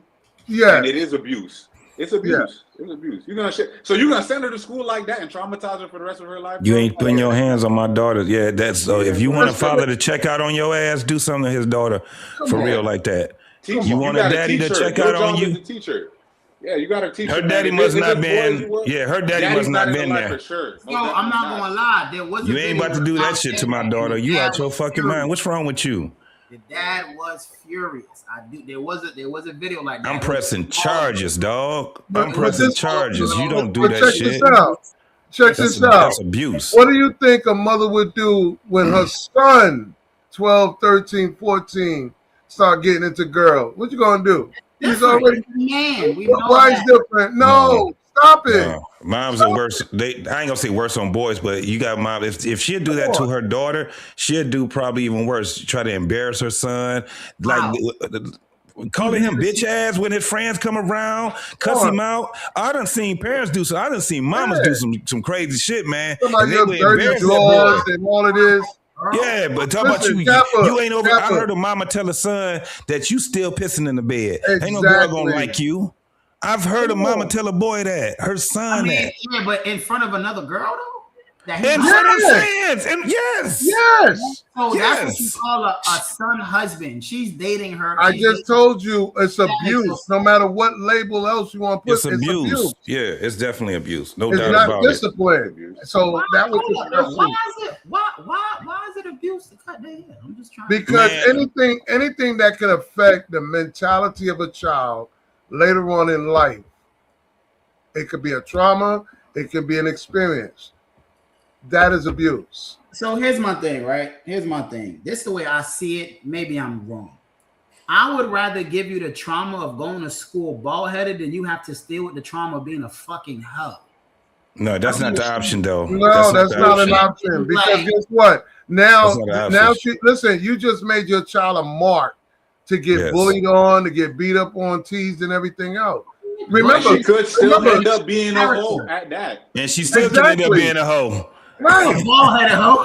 A bald-headed hoe, right. With a fat she ass. Didn't stop nothing. There's no lesson in that. So, and that's very traumatic to a lot of, I'm telling you, if you hear a lot of these women's story, you'll be like, damn. Like when you see a lot of these women, the way I was raised, bro. My dad did some. I don't think. Listen. So your dad is different because your dad is different. Carl, can I say this and I'll let you go? Dads actually are the ones that protect the kids from the mama. Yeah. 100%. One of the things I remember my father, he told my mom, you know, when it comes down to discipline, I'll be the one to discipline. You cuss them out, you do whatever, you let them know that the butcher is coming through. Like that was very important in our family for my mama to sit back and say, I'm not gonna deal with this shit. I'm gonna let your daddy know. And that was crazy because now all damn day I got to think about what the hell he gonna say. Because my father he didn't care. You can't plead your case to him. My mom was like, if she told him this is what happened and he goes there, he asks you one time, what happened? You start stuttering shit like that. You're like, shit, I got shit to do. I got some beer to drink, so I'm going ahead and get this ass whooping out the way, discipline you. And then my day is good. Because my father, he just never was one of those ones that he never whooped us out of frustration. He never disciplined us because he was tired and all that stuff. It was like my mom was the one that actually was around us a lot more. So my father, when he come home, you know what I'm saying? He come home and my mama told him how much hell we done gave her.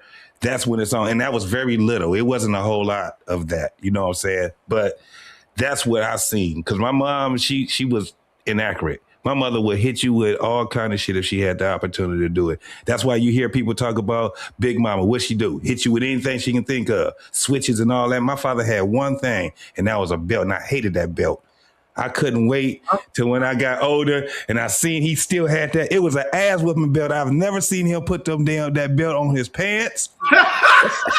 He never wore it. No, he never wore it. I was like, did he just go to the store to buy an ass whipping belt?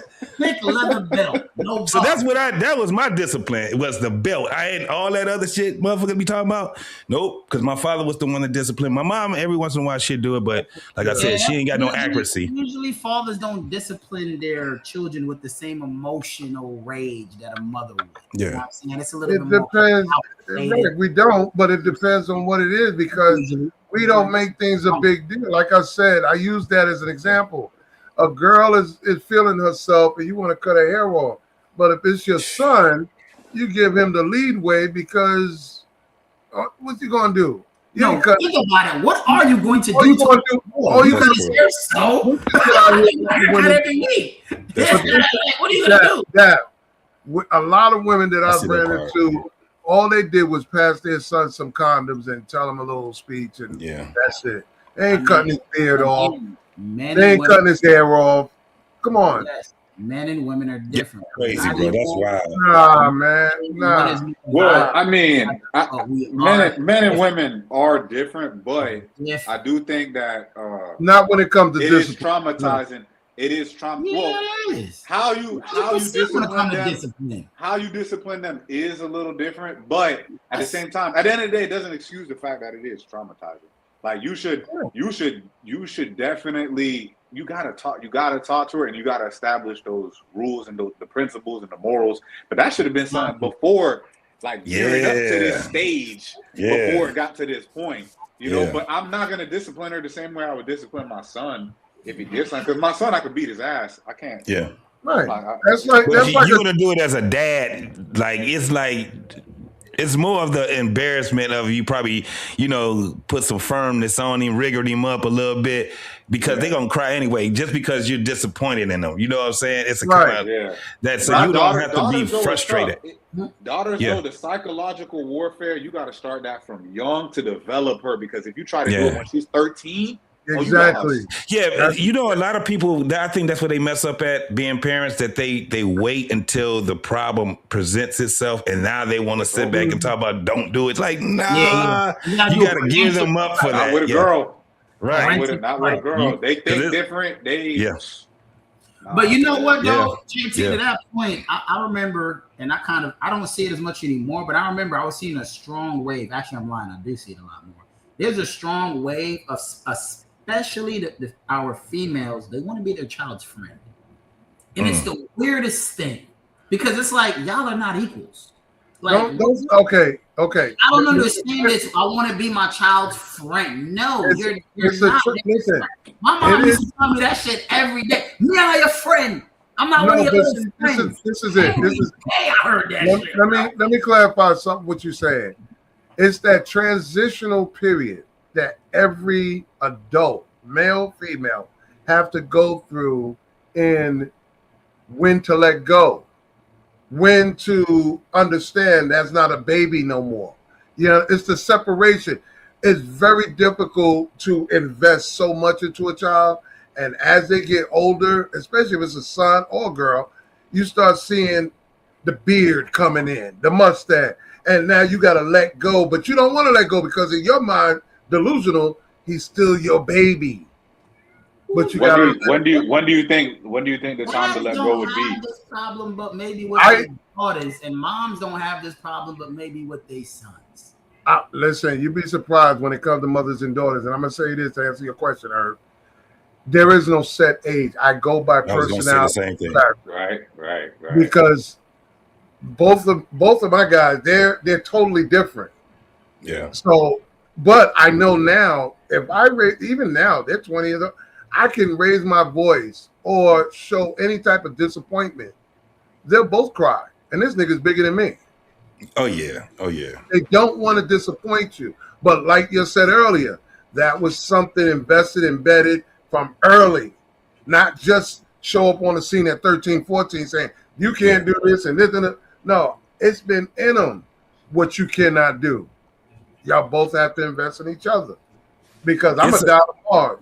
This is all y'all got. So that now we're having this talk about should they live together, because they never been nowhere by themselves like that. Y'all need to live with each other and be roommate, because I need them to protect each other. Teamwork. Yeah. Keep them together. You can be like the Tate brothers. You know?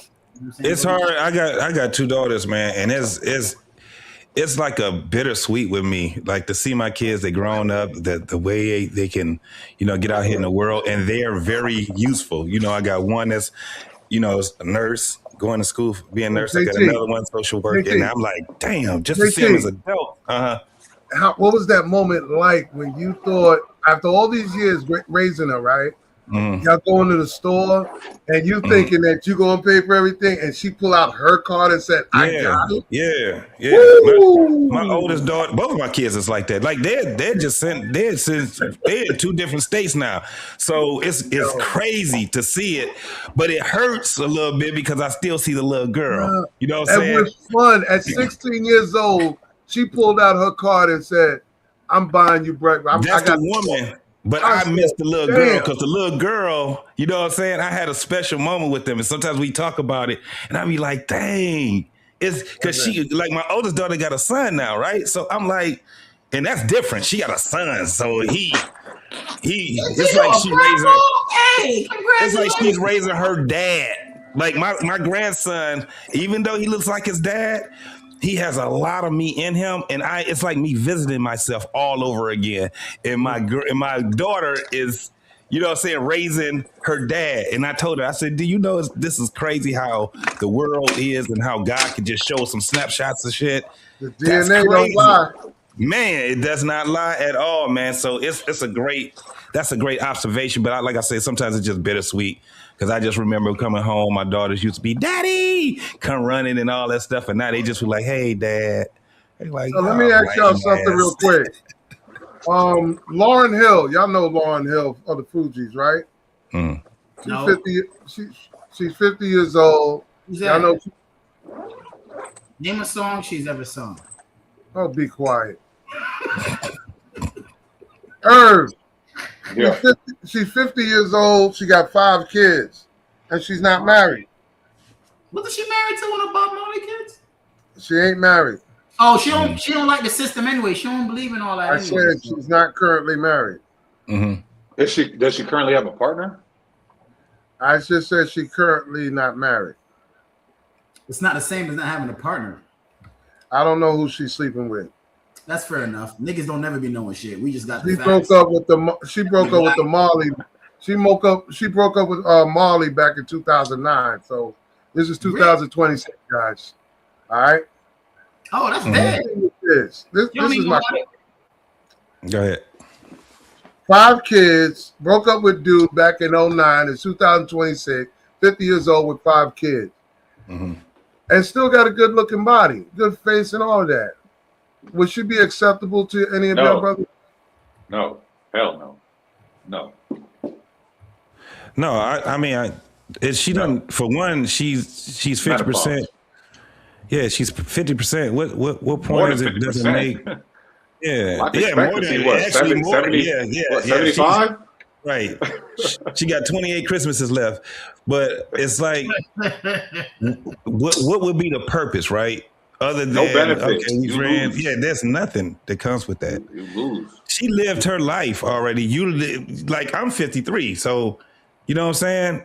When I'm gonna be, it's a different look that we have when we're out dating and looking for someone. Like marriage is not there no more, right? That's done. If you ain't did it, that boat kind of sailed. Unless you just be like, ceremonial, we get married and stuff like that. But what we trying to do? Build our lives? If you just want to crack, then damn. We get ready to exit out this motherfucker. So it's like we got more behind us than we got in front of us. You dig what I'm saying? So somebody that I could do some music with, go out there and hang out with, and shit like that. Celebrity too. She's been around. So Dapper, really, you don't know who Lauryn Hill is? Yeah, I know who Lauryn. Fuck. Okay. So what's your answer? So what's your answer? Would she be a yes or no for you? Lauryn? Oh, I would take Lauryn Hill because I love what she represents. I love what she stands for. You feel me? Now, I'm gonna tell her flat out. If I ever got the chance to meet Lauryn Hill, I'm gonna be like, hey, listen, I'm on my way to being a millionaire. So until that happens, you take a kid, you and these 5 kids. But me and you, we can kick it, baby. Yeah, I think she got a kid your age, bro. I ain't no Marley brother. Don't expect to be in Jamaica every other week. Sorry, man. Like, hey.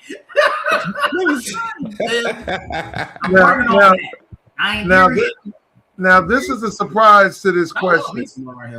This is the surprise to the question. This is what I like about JT Herb. I like how y'all answered that. And I already know it was a no-go for me either, but she owes the government $1 million, right? For what? Back taxes. Taxes? She needs $900K right now, and she's on a payment plan because they just canceled the Fuji tour. So that money is tight. Damn, that's crazy. Yeah. She should have got a better. So imagine meeting a girl like that, and she's even willing to give it up to you. Wait a minute. She's willing to give it up to you on the first night, and y'all smashing and everything, and then oops, she owes money, $900K. See my problem? I get what you say. I see what you just did. I just got here, bro. This ain't got nothing to do with I'm just saying that wouldn't even be enjoyable, bro. Dalton, that wouldn't even be enjoyable. Lauryn, though. 50 years old, been around the whole world. She was on tour. Nothing. I have nothing to show her. But what I will say is, hey, nigga, I smashed Lauryn Hill. Dapper. Yeah, that's about it. I'll just But say her oldest kid is almost 30 years old, homie. Her I wouldn't youngest do that kid to is my- like I wouldn't do 14, that to 15. myself, bro. I wouldn't do that to myself. There's too many that I know have been inside that damn box. She's But toured the Carl, world. why you say Lauryn Hill though? You could have had you could have got somebody young. Like, so this is why I say that, because there's so many women out here right now, and I like the way that you preferenced it, but Lauryn Hill, you got a lot of these YouTubers, right? True. A lot of these women that are YouTubers, and they look good. It goes to what we were saying earlier. They look good, bro. As far as like for the guys that's dapper and younger, their age, man, they be like, they got this term for them. They call them bad bitches, right?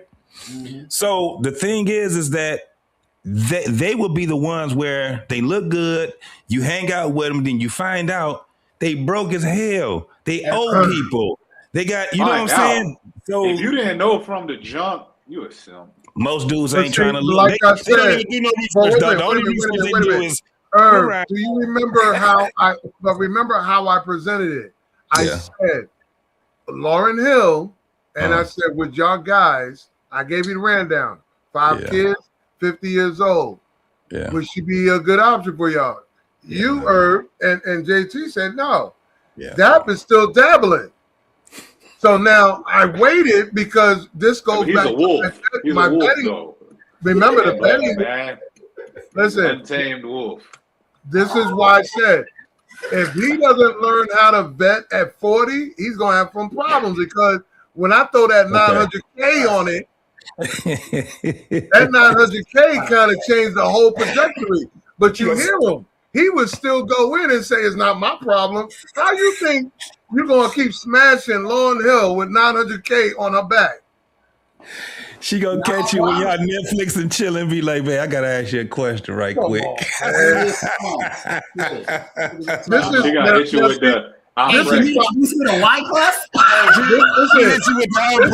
Oh, damn. This is why I said Dap is gonna go up in there and he's gonna make an accidental child because it's not planned.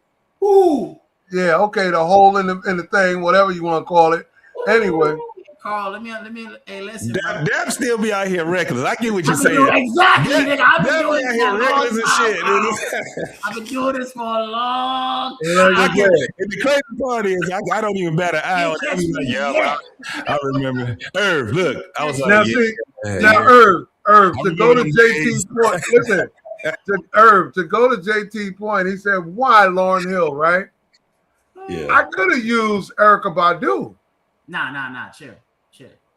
I'm just showing you how that's not playing fair. I'm just saying. I'm just going by how it doesn't matter if she's a celebrity or an average chick. If we're not betting, have a name like Lauryn Hill, I'm an entertainer. Listen. You actually insane. Listen. Lauryn Hill, Erykah Badu, it doesn't matter. If we don't vet these women properly. Angelina Jolie. Listen, bro. Erykah Badu is a witch. She, dog. Listen. That's not playing fair. Listen, this goes back to my original question I always ask in a real barbershop. Have you ever met and got with a chick, rather you smash or not, an aborted mission? What do you mean by aborted mission? Say that again. Yes. Like there was something that made you say, never mind. Aborted mission. Aborted mission. Hell yeah. I like that. Yeah. This is what I'm talking about. I'm the original ghost. Yeah. We have to. All I'm saying is that brothers today in 2026, with all the crap that's went down the last 5-10 years, we have to vet way stronger and better, because we got to minimize those abort missions, man. That's true, but a lot of people out here too. Like, I think, and this applies to all races. But I think a lot of dudes out here, just men in general, a lot of men out here, bro, they haven't touched a female in like 10 years, bro. That shit is hard out here. In this generation, bro, it's hard out here. I know a bunch of dudes that just ain't even bro, drew breath, the same breath as the female, like, bro, in like 5 years. And I'm like, I be trying to tell like, you, nigga, pay for it at that point. That don't No, matter. no. Discipline still stand because I gotta stand up for them guys. Discipline. It's not by choice. That's pussy unavailability. No. Well, okay, I gotta talk about by choice because shit's been getting dangerous. And listen, all I can say is my observation, not just social media. It is some real dangerous shit out there. Just be careful. Final thoughts. Let's get into final thoughts. Yeah, final thoughts. It's goddamn 11 o'clock. Listen, by choice or not, it's reckless out here. I know, but it's damaging. It's damaging to not get no play. It's damaging, bro. Niggas out here, I'm gonna kill myself. I would too if I ain't touch a female in 10 years. And here's your proof. If fools was really getting paid, OnlyFans would not exist. Listen, can you wait? Yeah, because they out there. They because niggas ain't getting paid. Think about it. They out there beating their meat 5 times a day, and they not having no social experience. Yeah. Listen. Yeah. Y'all wait till y'all hit around 45, 50, and then we can have this conversation. About what? Beating me? What you talking about? No. Let's wait till y'all get 45, 50, and then we can have this conversation, okay? Right. I can't go 10 years though. You'd be surprised what you can do when you've already accomplished. Listen.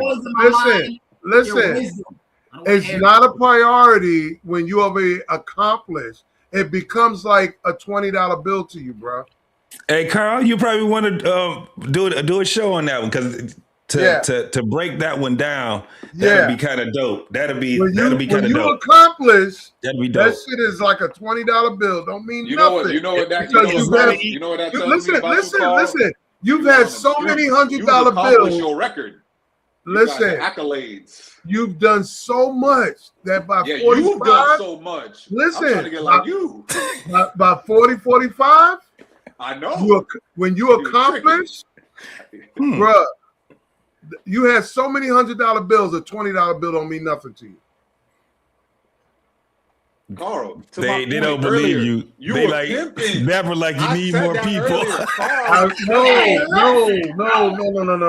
Stop putting that on me. You said $100 bills. You have so many $100 bills. I'll be more on Carl's side on this one, but I understand. Listen. You were paying listen. It's okay. I know. Listen, Herb, you're new up here. I lost mine at 9. Listen, I lost my virginity at 9. First 3 at 12, bro. You're Your record is impeccable. His style is impeccable. Traumatized, Carl. No, I wasn't traumatized. That's why you like this now. You're dealing with trauma. Listen, when I say mutually, y'all collecting bodies. Listen.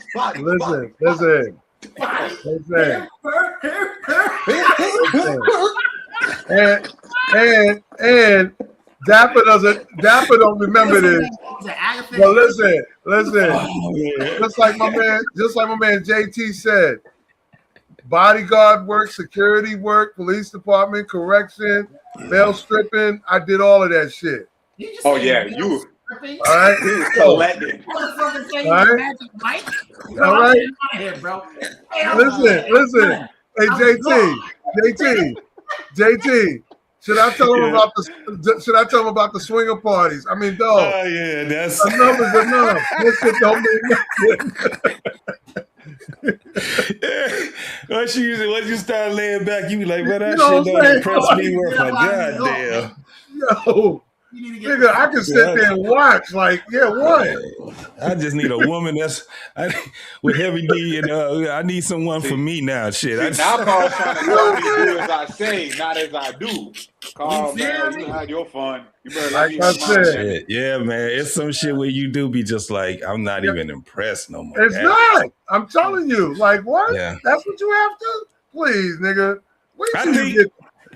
I think that's why I think that men and women at a certain age, man, you just be like, I just need somebody my age. Fuck this shit. And I'm gonna be honest with you. That young woman shit is bullshit. I'm gonna be honest with you.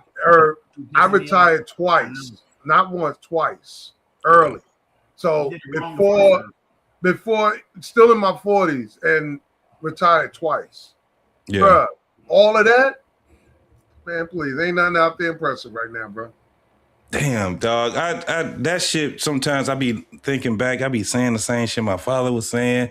You know, I remember I'm in my 20s. I'm like, man, y'all just slow. My father be like, boy, everything you did, we already done did it. Hey, And I'm like, man. yeah, you Hey, that man. you One thing I bullshit. can tell You y'all. rushing One thing through I can what tell we y'all. already did. He It's a right. new, one thing I can tell y'all, it's a new generation, and I guarantee there's some shit you've never seen before. Oh, no doubt. But that's the thing is that we don't want to see I that guarantee. shit. Throw that shit in a Did you circle. see how Dapper looked at Carl when Carl said stripping? It was a lot of male strippers out there back then. Y'all be like, Yeah. what, nigga? I'm not, and this, Herb, let me tell you something. Like I said, 9, 12, my 20s, I did stripping for 6 years, corrections for 5. Stripping for 6 years? Listen, You got a pension from stripping? no, listen. We just stop so I can get the final thoughts. Stripping for 6, corrections for 5, NYPD for 22, and bodyguard for 20. That's it. I'm done. Yeah. I'm done. You know what, Carl? I would be done too.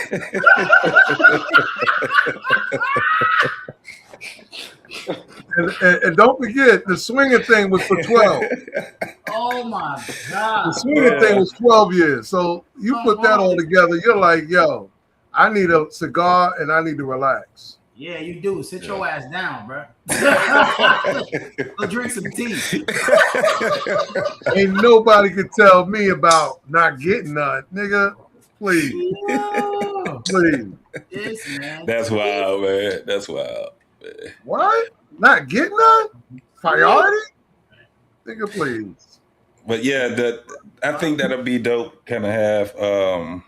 I will. When you talk about what you said earlier, man, that'll be a dope conversation. Yeah. It give Stephanie White podcast something to troll about. It's 11 o'clock, man. Let's go. Let's go with the final thoughts. All right, man. First. Who want to go first? I'll go. All right, bro. Go ahead. So, take the mic, yeah, JT. like always, bro, it's a great conversation, bro. Dapper, I missed you last time. The one show I did come up on, you wasn't even here. I was like, God damn. Yeah, man, I think we got through some things. We reconciled a lot of stuff on here, bro. Carl, keep doing what you do, bro. Most definitely, man. I always, even if I'm not on the panel, a lot of times, bro, I make sure I come over here. Evolve, I always come up here, and if you got a like on there, one of those likes is mine. So I support the channel 100, y'all. Most definitely. Thank you. You're more than welcome anytime. Please come up. We need you to be we really need you to be a permanent because we got to grow. We got to grow. For sure. Lost the Having first some perspectives, I will say. No, we lost one guy at the beginning. I don't know how long that lasted, a month or two, and then somehow we losing Lee in and off, coach in and out. So we got to fill up the gaps. So I need both of you brothers, you and Herb, to be up here every Thursday 8 o'clock and rock with us because y'all bring perspective. And most definitely. I could be the bad guy. Me and Dap could still do our thing. Take the mic. Your final thought, brother. Similar to what he said, it was good as always. Good conversation. My final thoughts are more or less going to always be the same, man. As a community, Black community, I just think we need to start working on our psychology and our verbiage, what we say, because your tongue has power. So instead of saying this is the problem in the community, nah, it's not a problem. It's an opportunity for the community, or it's something that the community can get better at. We need to stop looking at our community as a problem, because it's not. Everything comes from us, all ideas, all spiritual practices, all of that stuff, and we just need to work on our verbiage and psychology. So those are my final thoughts. Thank you, brother. I appreciate you. Come on, Dap. Hey, listen, man. Here's my final thoughts. There was a very cautious man. He never sang or played. He never laughed. He never cried. He never even prayed. And on that day he passed away, his insurance was denied. They claim that since he never really lived, that means he never died. Okay? You only have one life to live.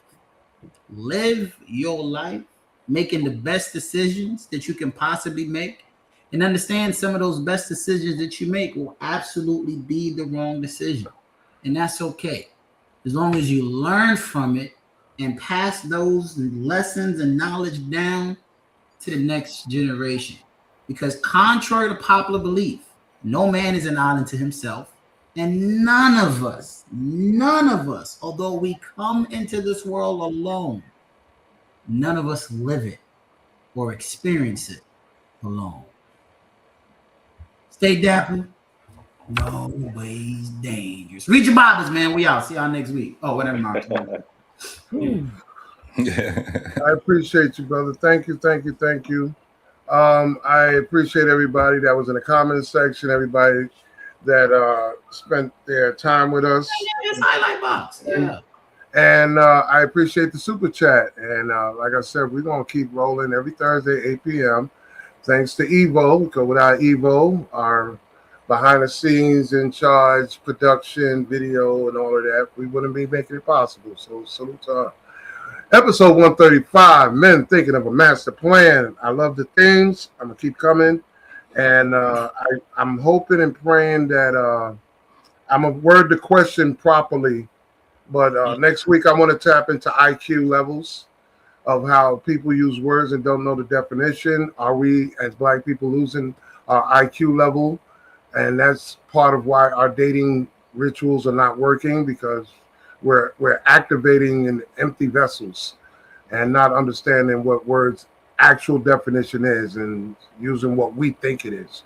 I also want to be a part of, if y'all remember the show Martin, I'm gonna give you a little tidbit. None of the cast members of Martin ever been to the building that was taped in the show.